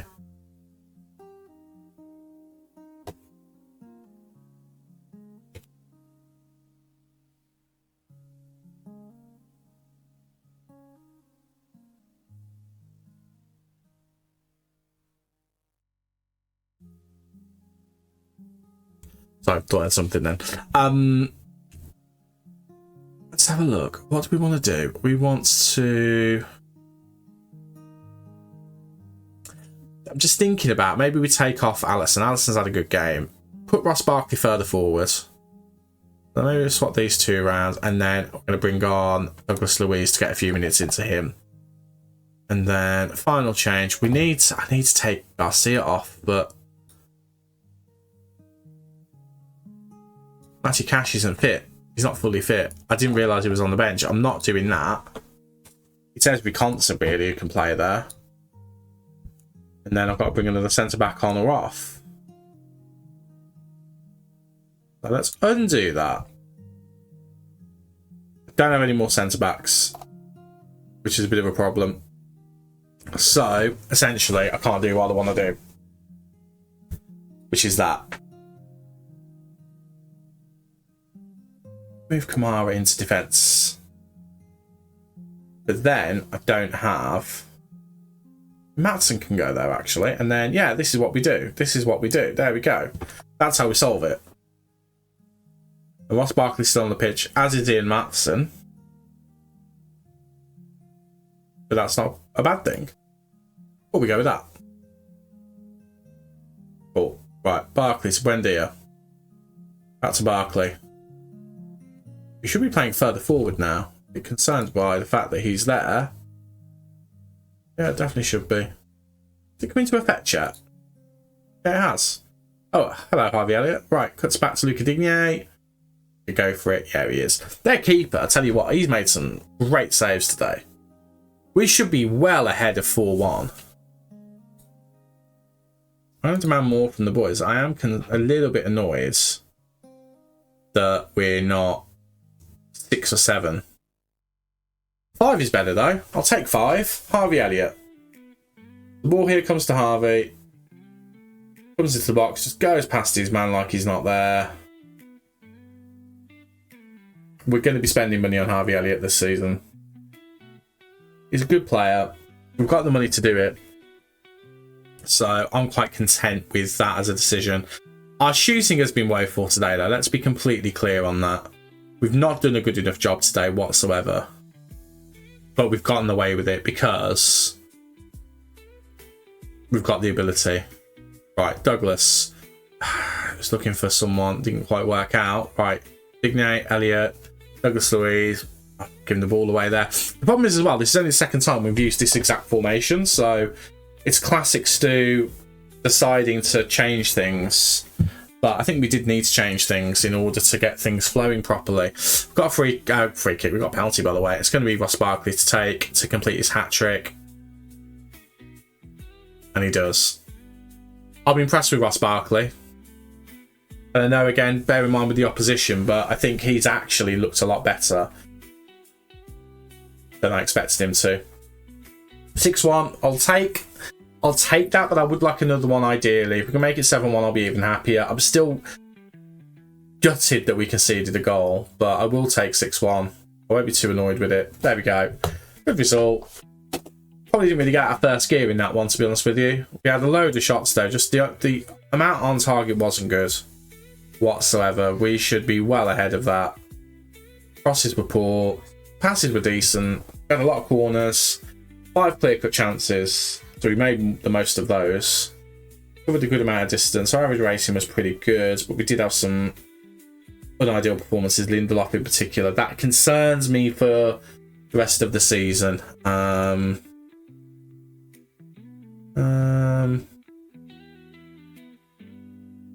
want to say that. I kind of want to say that, but I'm not going to. I'll say that one. Perfect. Well, that's pre-season done. And I don't know how I'm feeling. I feel like we can get some results from teams, but I also feel like we can also really get battered as well. Okay, so Ismail Sabari. This is what he looks like. So, we've got a player who is good on the ball, decent finisher, decent long shot. He's 6'1" with good heading. He's relatively quick. Good technique, good flair, good determination. His teamwork isn't bad. Work rate's not the best, but his vision's good. Still got some room to grow with his mental abilities. Anticipation isn't particularly good. Composure's not great either. That might be why Chelsea haven't made a move for him, because he looks good other than those areas. But those areas do concern me, and actually at 24 years old, I would almost expect those areas to have gotten a bit better. So I'm actually looking at him and thinking, no, thank you. But it's worth having a look at him. Definitely worth having a look at him. Pavlidis, Vangelis Pavlidis at Benfica could be an option.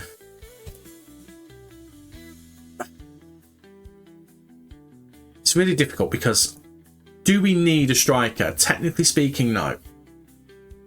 But I am worried that we'll be caught out by lack of depth if we don't have one.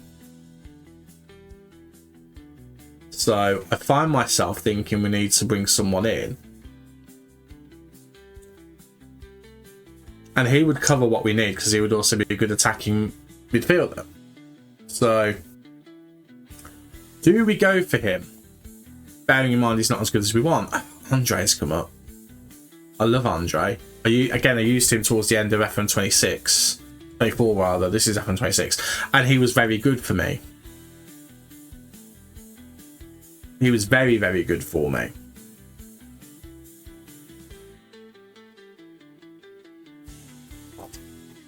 The Wolves team that we took to the Premier League. So, to Premier League title, I should say. So, he is very good.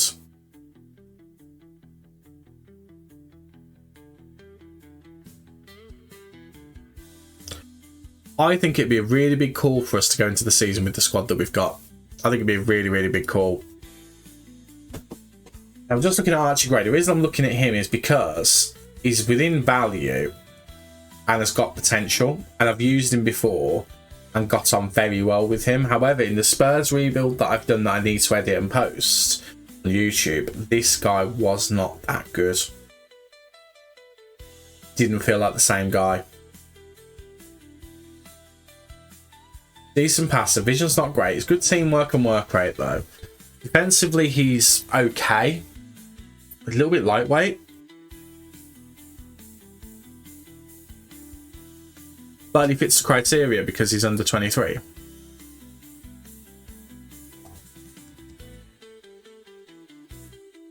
Yeah. Meets these. So this is a signing that would make the board happy.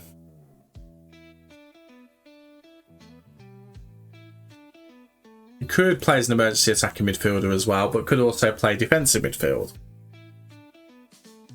And at the moment, with the formation we just used, we were playing with two defensive midfielders. One of them a deep line playmaker. Now, the problem with the deep line playmaker is he defensive enough? And equally, is he good enough at passing to be what we need?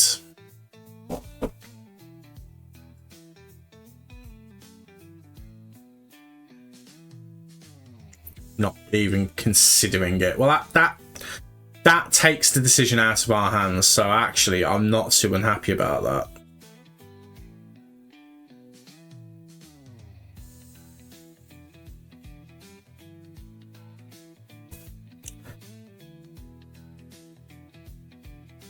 Okay, I've kind of given up on the striker thing because Morgan Rogers can play there. I'm just thinking in terms of backup. Anything. I mean, what do we actually need for right now?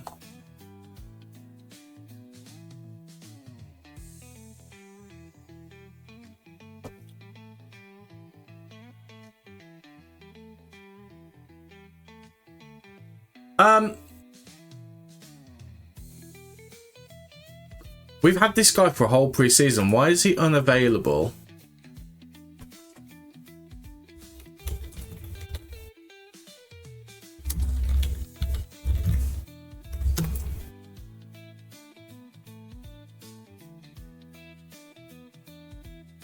Let's have a quick double check with a cheeky Google.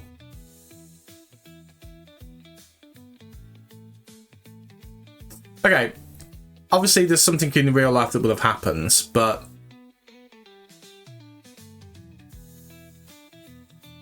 that irritates me because I've just gotten used to having him in my team. Now, would he start every week? No, but he's definitely not going to start now, is he? Because he's not going to be bloody there. Right, well, now we need a playmaker for half a season.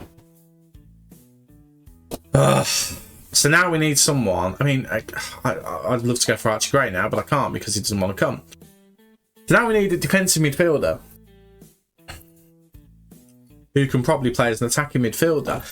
Nico O'Reilly would be perfect because I could teach him to be a defensive midfielder with no problem. And he could cover attacking midfield.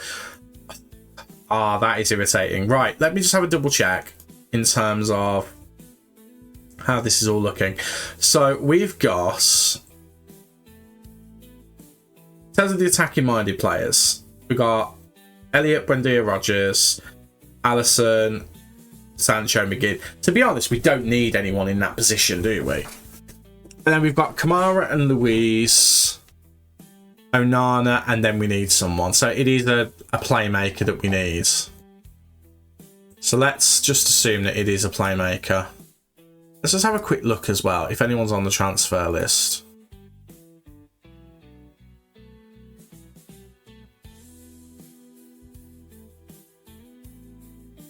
Let's have a look.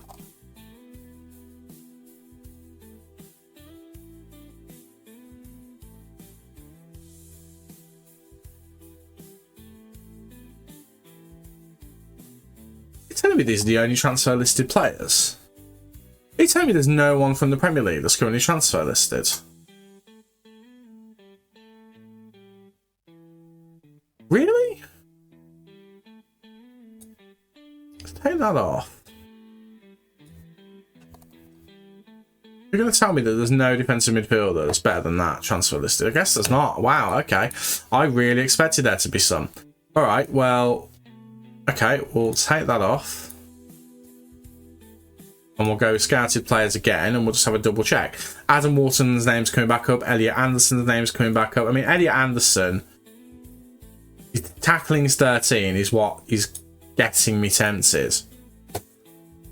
He's 2.5 to 3 star at 22. Fits one of our criteria. I mean, his best role is a box-to-box midfielder. I'd probably be using him as a playmaker. His vision's not really good enough to be a playmaker. So that means probably not a good signing. I fall again to Joe Gomez, and I look at him and I think to myself, passing's 14, vision's 12, again, not really good enough. And Archie Ray, again, as we've established, doesn't want to come to us. Passing and vision are good enough for Adam Wharton, but Adam Wharton really...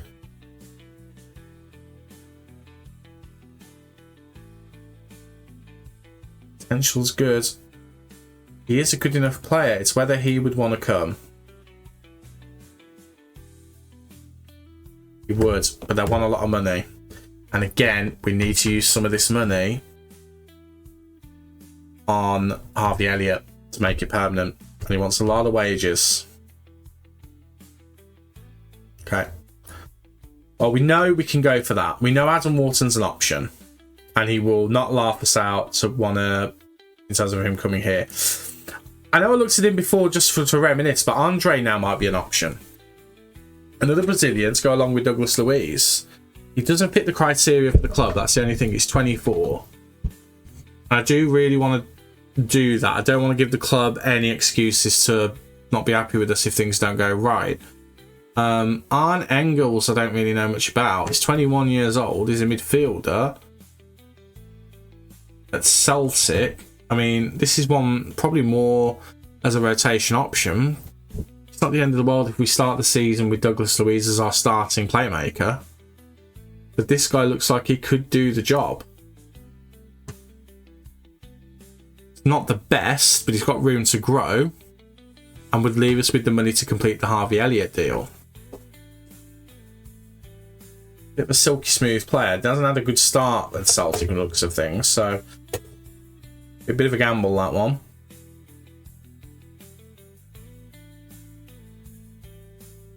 Okay.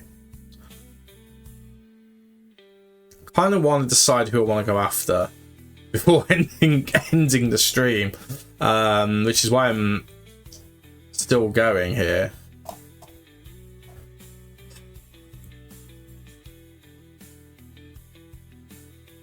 It might be Wharton, it might be Andre. They're the kind of two that I'm torn between. I prefer Archie Gray. If I was going to sign someone and they were happy to come here, I prefer Archie Gray. Elmer Lewick is young enough to be good as well. Seen him. His passing's not really all that. Do we go Adam Wharton? Do we just go for it? Got an England cap. He's got some good abilities. He fits the criteria. He's English. He plays central to mid. He's decent on the ball. He's tall. He's not that strong, of course, but we'll throw an offer in for him. But the problem is this is pretty much all of our budget. Do we try and do like 25 million now? And the rest of it on 3 installments. It's like 35 to 40 million.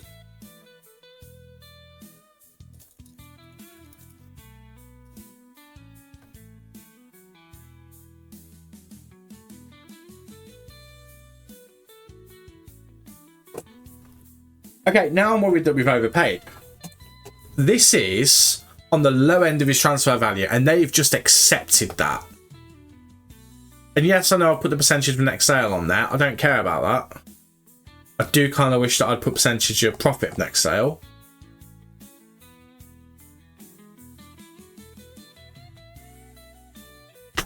Fine.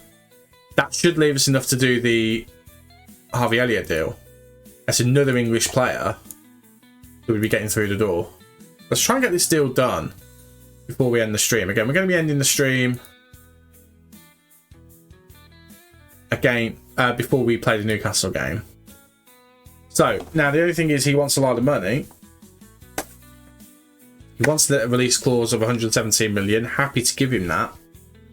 This guy would almost be a guaranteed starter.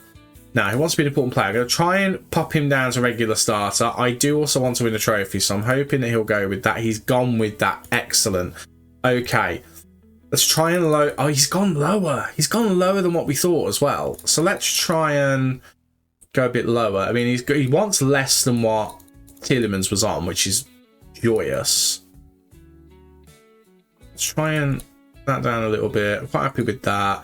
Give you an assist bonus as well. Let's go for over 15k. So what, give you a goal one as well.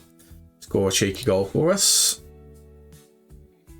Really wage rises out the question. I'll even lower this to 115, and then I'll tell you what. If you get in team of the season,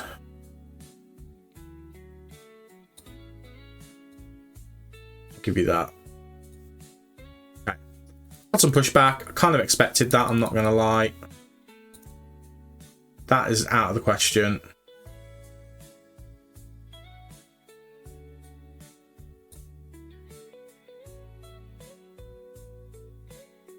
Okay. He really wants the yearly wage rise. I don't want that, because that would literally be like an extra £5,000 onto that, if my maths is correct. So here's what I'm going to do. I'm going to lowball these deliberately. I'll pop that up as well. And I'll leave that the same. And I'll give his agent a bit more. And there we go. I think Adam Wharton is going to be over the line.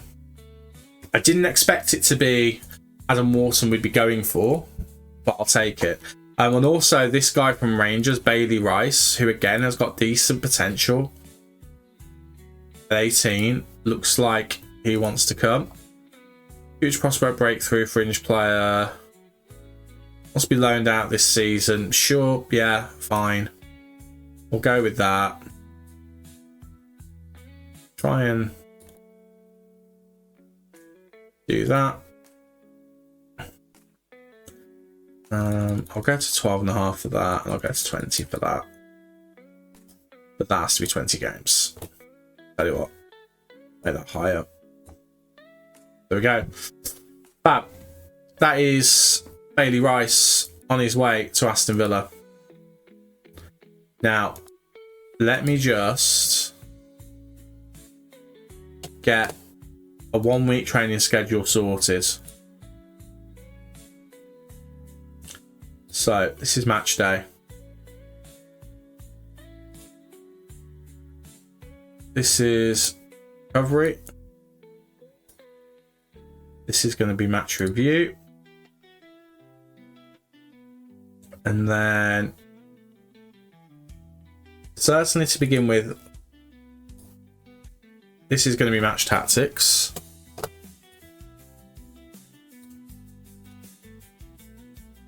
And this is going to be chance conversion. Right. Overall is going to be you. I'm also then going to have as attacking and defending.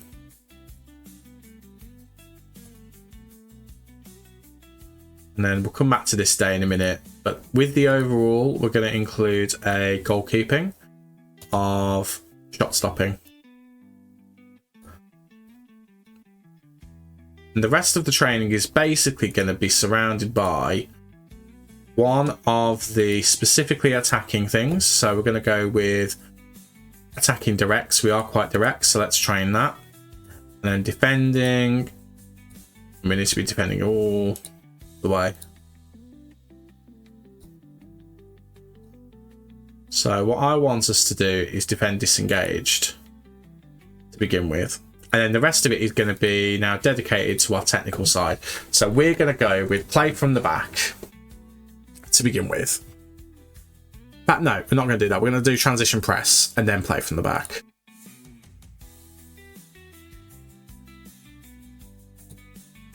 And then across these 2 days, we're going to do ball retention here.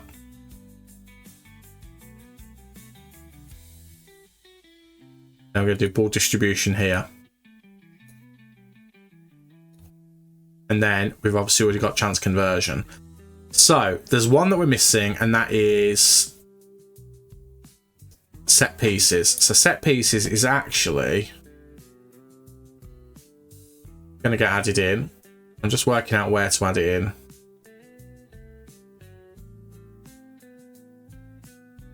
Tell you what, we'll add it in.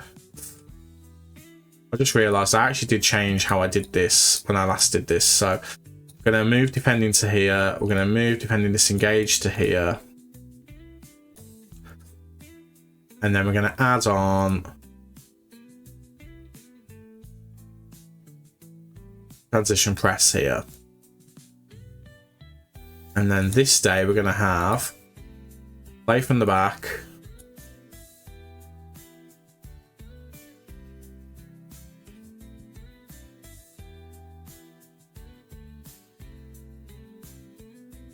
Ball retention.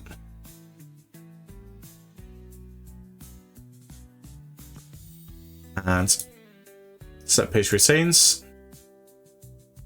Oh no, this is going to be distribution. We're just going to do all three on this one. And then set play is going to go on here. There we go. So it's pretty evenly spread across the week. There's no mad days. And then we have a bit of a rest day here and then it gets to there. So we could, if we wanted to, escalate things a bit. And we could decide to want to really have a strong day in the middle. So I'll tell you what, I'm going to mix things up a bit.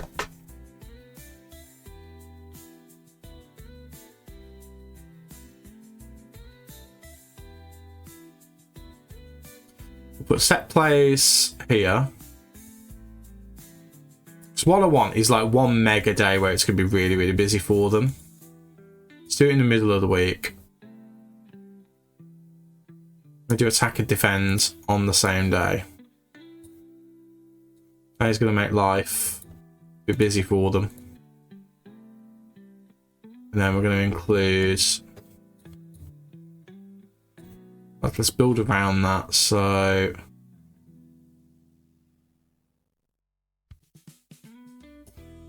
Let's do defending disengaged here. And then we can do transition press, play from the back.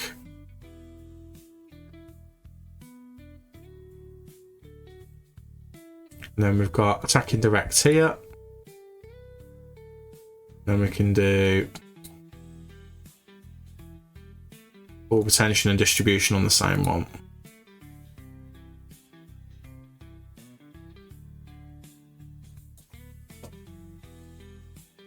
And you know what? It hasn't done a single thing. So I think we're not going to worry too much about it, to be honest with you.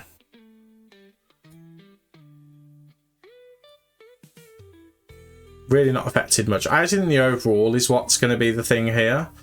But yeah, the workloads actually aren't too bad. So it's actually quite a balanced week. So we'll just leave it at that. It's not the end of the world. But you can see here, we've got defending disengaged here. And the more defensive-minded ones. So we've got defending and sacking and ball distribution here. Distribution needs to come off, actually. So I'll tell you what. Let's take off this. Let's replace it with the match tactics. Then we're going to change this to set pieces. Now, if we think this is too much for the players, set pieces can go here. In fact, you know what? Let's put set piece. No, we want to keep set pieces in there, so it's definitely in there. So my thinking is, if we need to give the players a bit of a break, overall or match tactics can come out. We can take one of these two here, probably match tactics, and take set pieces and move it there. Have this blank, have this blank. We can even take one of these from the rest of the week and put it into the overall spot, and then have at least 2 evenings, maybe 3, where the players have a bit of a break. But that is going to be...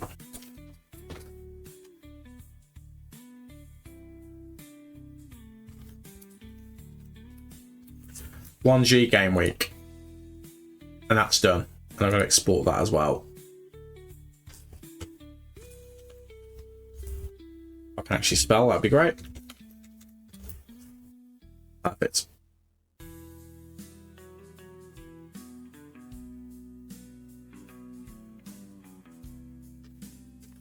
Just saved it in the wrong place, which always helps.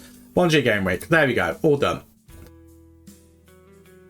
And now with that built, we can put that on week 1 of the season against Newcastle. There it is. Applied. Now I am going to take a match tactics off. Just to make sure that the players are having a bit of a break. Actually, I've got buyer's remorse on that. What I'm going to do is I'm going to keep that as a match tactics. But... I'm going to take set piece routines and move it. And that means that I can give them a break here in the middle of the week. Perfect. There we go. That's perfect. That's exactly what we want. Brilliant. That's done. Right, let's now move on now that we've done that and get to the Newcastle game, and then we can leave it there for today. And we'll just see whether maybe... I'm not letting him go. He's got to be in the squad now. And let's just see whether we can get Wharton over the line. I'm going to keep captains as they are. I don't feel a need to move them or amend them. Quite happy with what we've got. I've got an affiliate with Vissel Kobe. I had no idea about that. Have got any decent players? Imagine that they won't.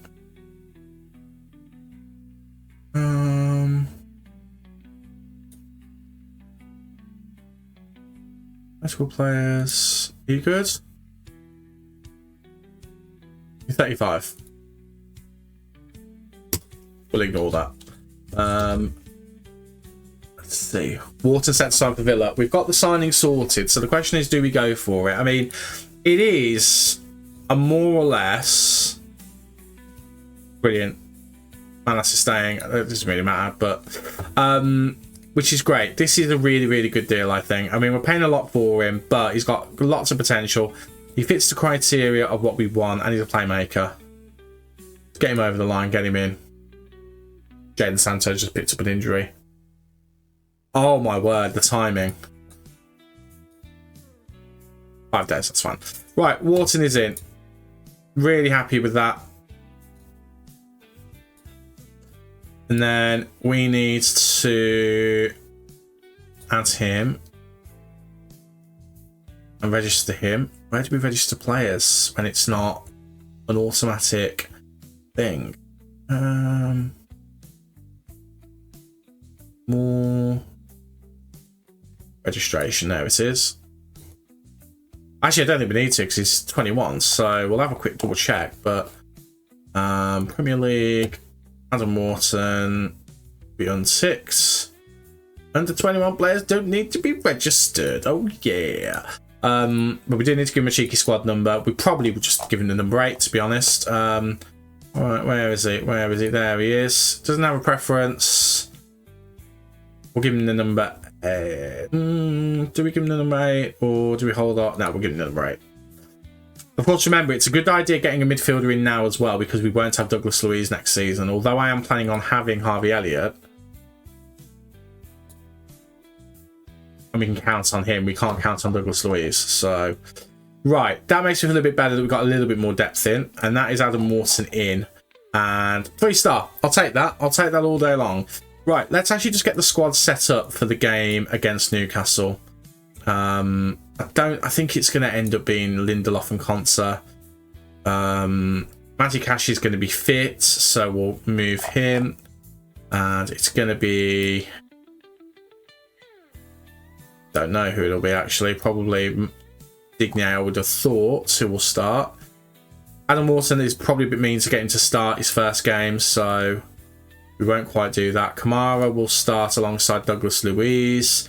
Then it will be McGinn, it will be Buendia, and it will be Morgan Rogers. Starting with Tammy Abraham up front. I think that's a decent starting 11. Now, in terms of who we have on the bench, Tyrone Mings will absolutely be on the bench. And then it's going to be...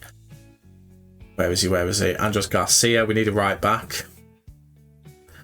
I'll keep Matson there as well. Wharton will be on there. Onana will be on there. Elliott, Sancho. And then we've got a gap for a striker. Ollie Watkins will be back. So he will go on the bench. Then Bogard is the one who misses out, which is not the end of the world. We will make him available for the under 21s. So he's not missing out on anything.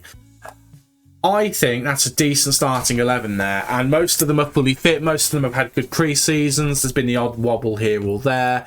But I'm pretty happy with that, with what we have to go with. And we've got the youngster from Rangers who's signing as well. So let's get him over the line. Again, he's cost us absolutely nothing. And now we can welcome him and we can make sure that we keep our word to him and offer him out for a loan. But we want to make sure that he is an important player wherever he goes. I don't care about money being paid. I don't care about that at all. I want him to get some good game time. Okay, today's been pretty productive. We've got to where I wanted to. It's taken a little bit longer than I thought it would because we did dilly-daddle a little bit, but I'm pretty happy with the progress that we've made. So let's just get to this Newcastle game, get ourselves ready for it, get ourselves saved, and then what will be will be. It's at home against Newcastle. They're a similar team to us, so I think we are going to have a tightly contested matchup there. I'm not necessarily expecting to win, but I would very much like to think we've got a good chance of winning. Let me just make sure that everything says it should be in these positions. It's absolutely not, which is why I wanted to check. Move you guys around. There we go. That's much more like it. Why Buendia's throwing a wobbly? Because he's on the wrong side. That's why he needs to be there. This is the wrong tactic. Why did we go to that tactic? Right, let's try that again. So...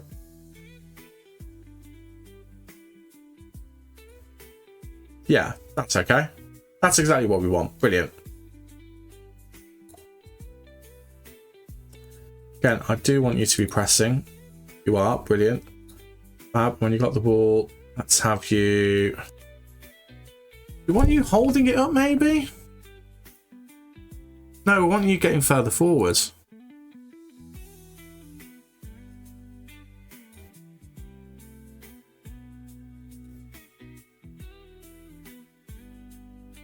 Things decent. And then I kind of want Morgan Rogers doing whatever he feels good with, but I want him to be dribbling more. He's a really good dribbler. His passing is not the best, so we'll keep his passing quite simple.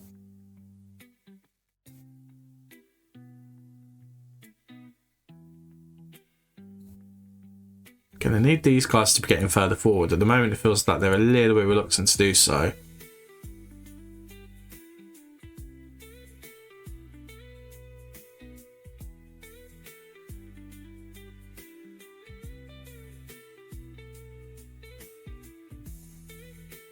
Let's have these guys nearby so they can then run wider. I think as a tactic this works quite well. I mean, it overloads them. Just leave us a little bit exposed at the back, which is why I wanted Kamara to be a halfback, but I don't know whether it necessarily works with the tactic. Either way, I'm pretty happy with how it looks, to be honest. And I think we've got a good 11. I think we've got a good squad. We've made one addition out of necessity. And we brought a youngster in as well. Dundee getting a loan in already. Squad player, absolutely not. Has to be starting, otherwise there's no point in sending him out. You might as well just play in our under 21s.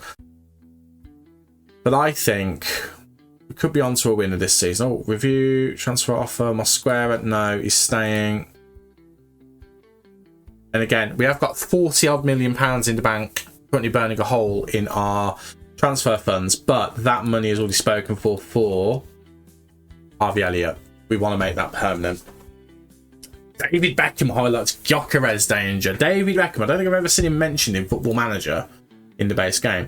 Right, and Matty Cash is not fit, so he's not going to be taking part. Also, Tyrone Mings is still injured, got up to 7 weeks still. Jadon Sancho is also out of this game as well, so we have got an injury issue here. So I need to put another attacking-minded player. I didn't want to do that. Undo. So I know I want to put in now. Hopefully he hasn't played the game. I was thinking Zach Redmonds. This is a League One player, but it's all we've got really. So he can come in and be the emergency backup. And then Matty Cash can come out for Bogart. So we don't have an emergency right back, so we're going to have to just rely on Garcia, I think, who is lacking fitness slightly. But I think as a starting 11, I think as a starting lineup, that can get a result against a lot of teams.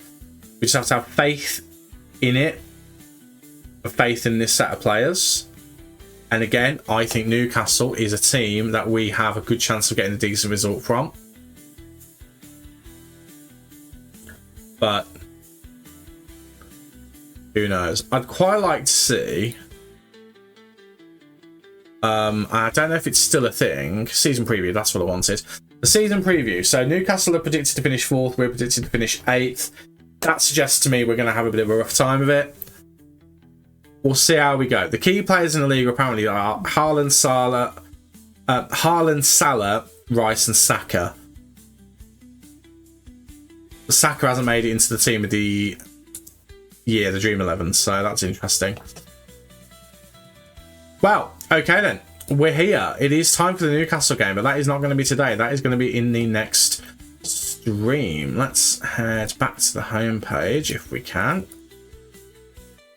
Let's just go over what we've done today. So I think we've been pretty productive. We have taken a little while to get here, but we have got here now.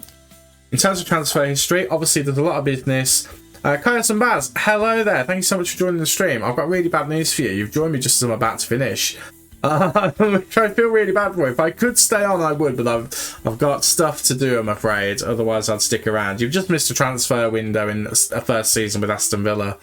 So apologies for that I'm going to be disappearing. But thank you for joining me. Hope you can join me in the future. I'm planning on streaming tomorrow. Don't know what time, but I'm planning on doing it, so we'll see. Only signings that we've made, other than the real life ones, has been Bailey Rice from Rangers, youngster for £1 million, but then we signed Adam Wharton to replace Yuri Tillemans, who is just an offer that we couldn't refuse. £58 million. It's actually got here £58 million worth of profit, and I think that is because, if I remember correctly, Yuri came into Villa on a free transfer, which is sensational when you think about that. That's a heck of a bit of business to get a FA Cup winner.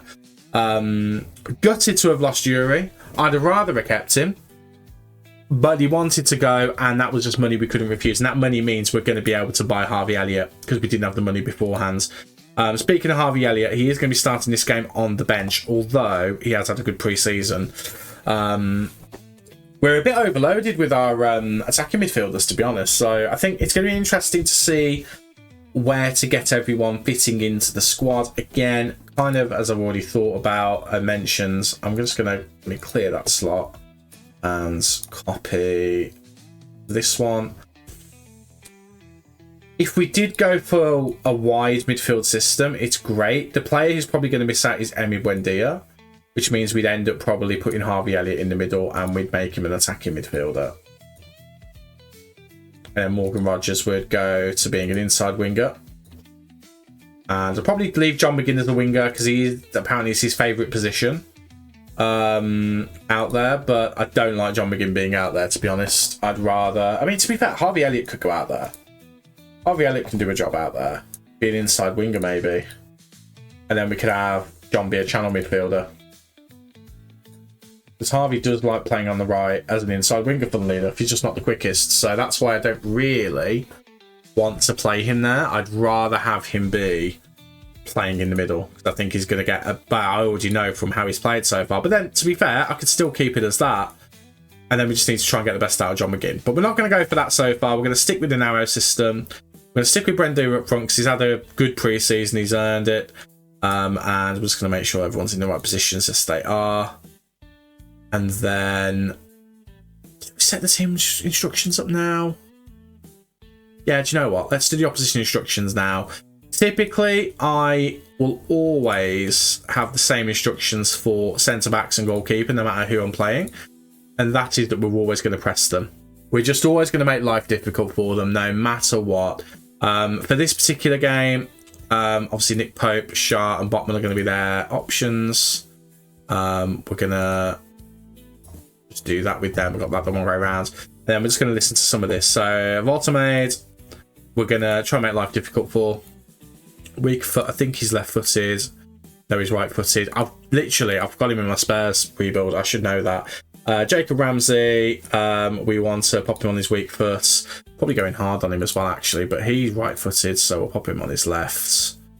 Yeah, had to double check that. We're going to hold nothing back against Anthony Gordon, show Joel onto his weak side. Same with Tonali, going hard on Tonali as well, and going hard on Bruno. We're going to be a bit ruthless against some of these guys. We're just going to try and hack them a little bit, just to try and put them off their game. And then Anthony Gordon. I've ignored Anthony Gordon. I said we're not going to hold back again. Oh no, we're going hard on him.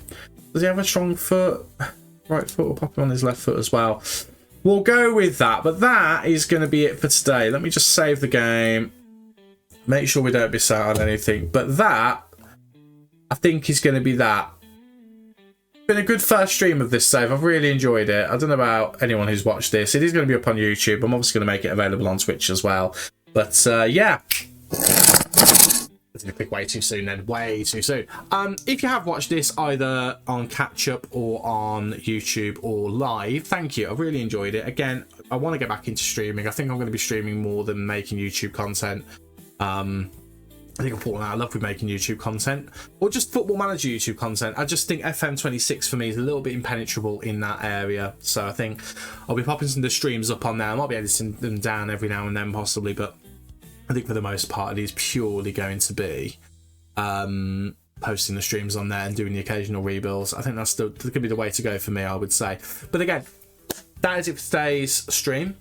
Thank you. hopefully you've enjoyed what you've seen. Hopefully you've enjoyed seeing us get the squad ready for the Premier League season to come. Fingers crossed we are actually ready, because that'd be embarrassing. But I will see you next time. I don't know when the next stream will be. It could very well be the next day, tomorrow, Sunday, possibly. It could be later in the week. Either way, we'll hopefully have a bit of fun while we're doing that. So thank you once again, and I will see you in the next stream. Take care, and bye-bye for now.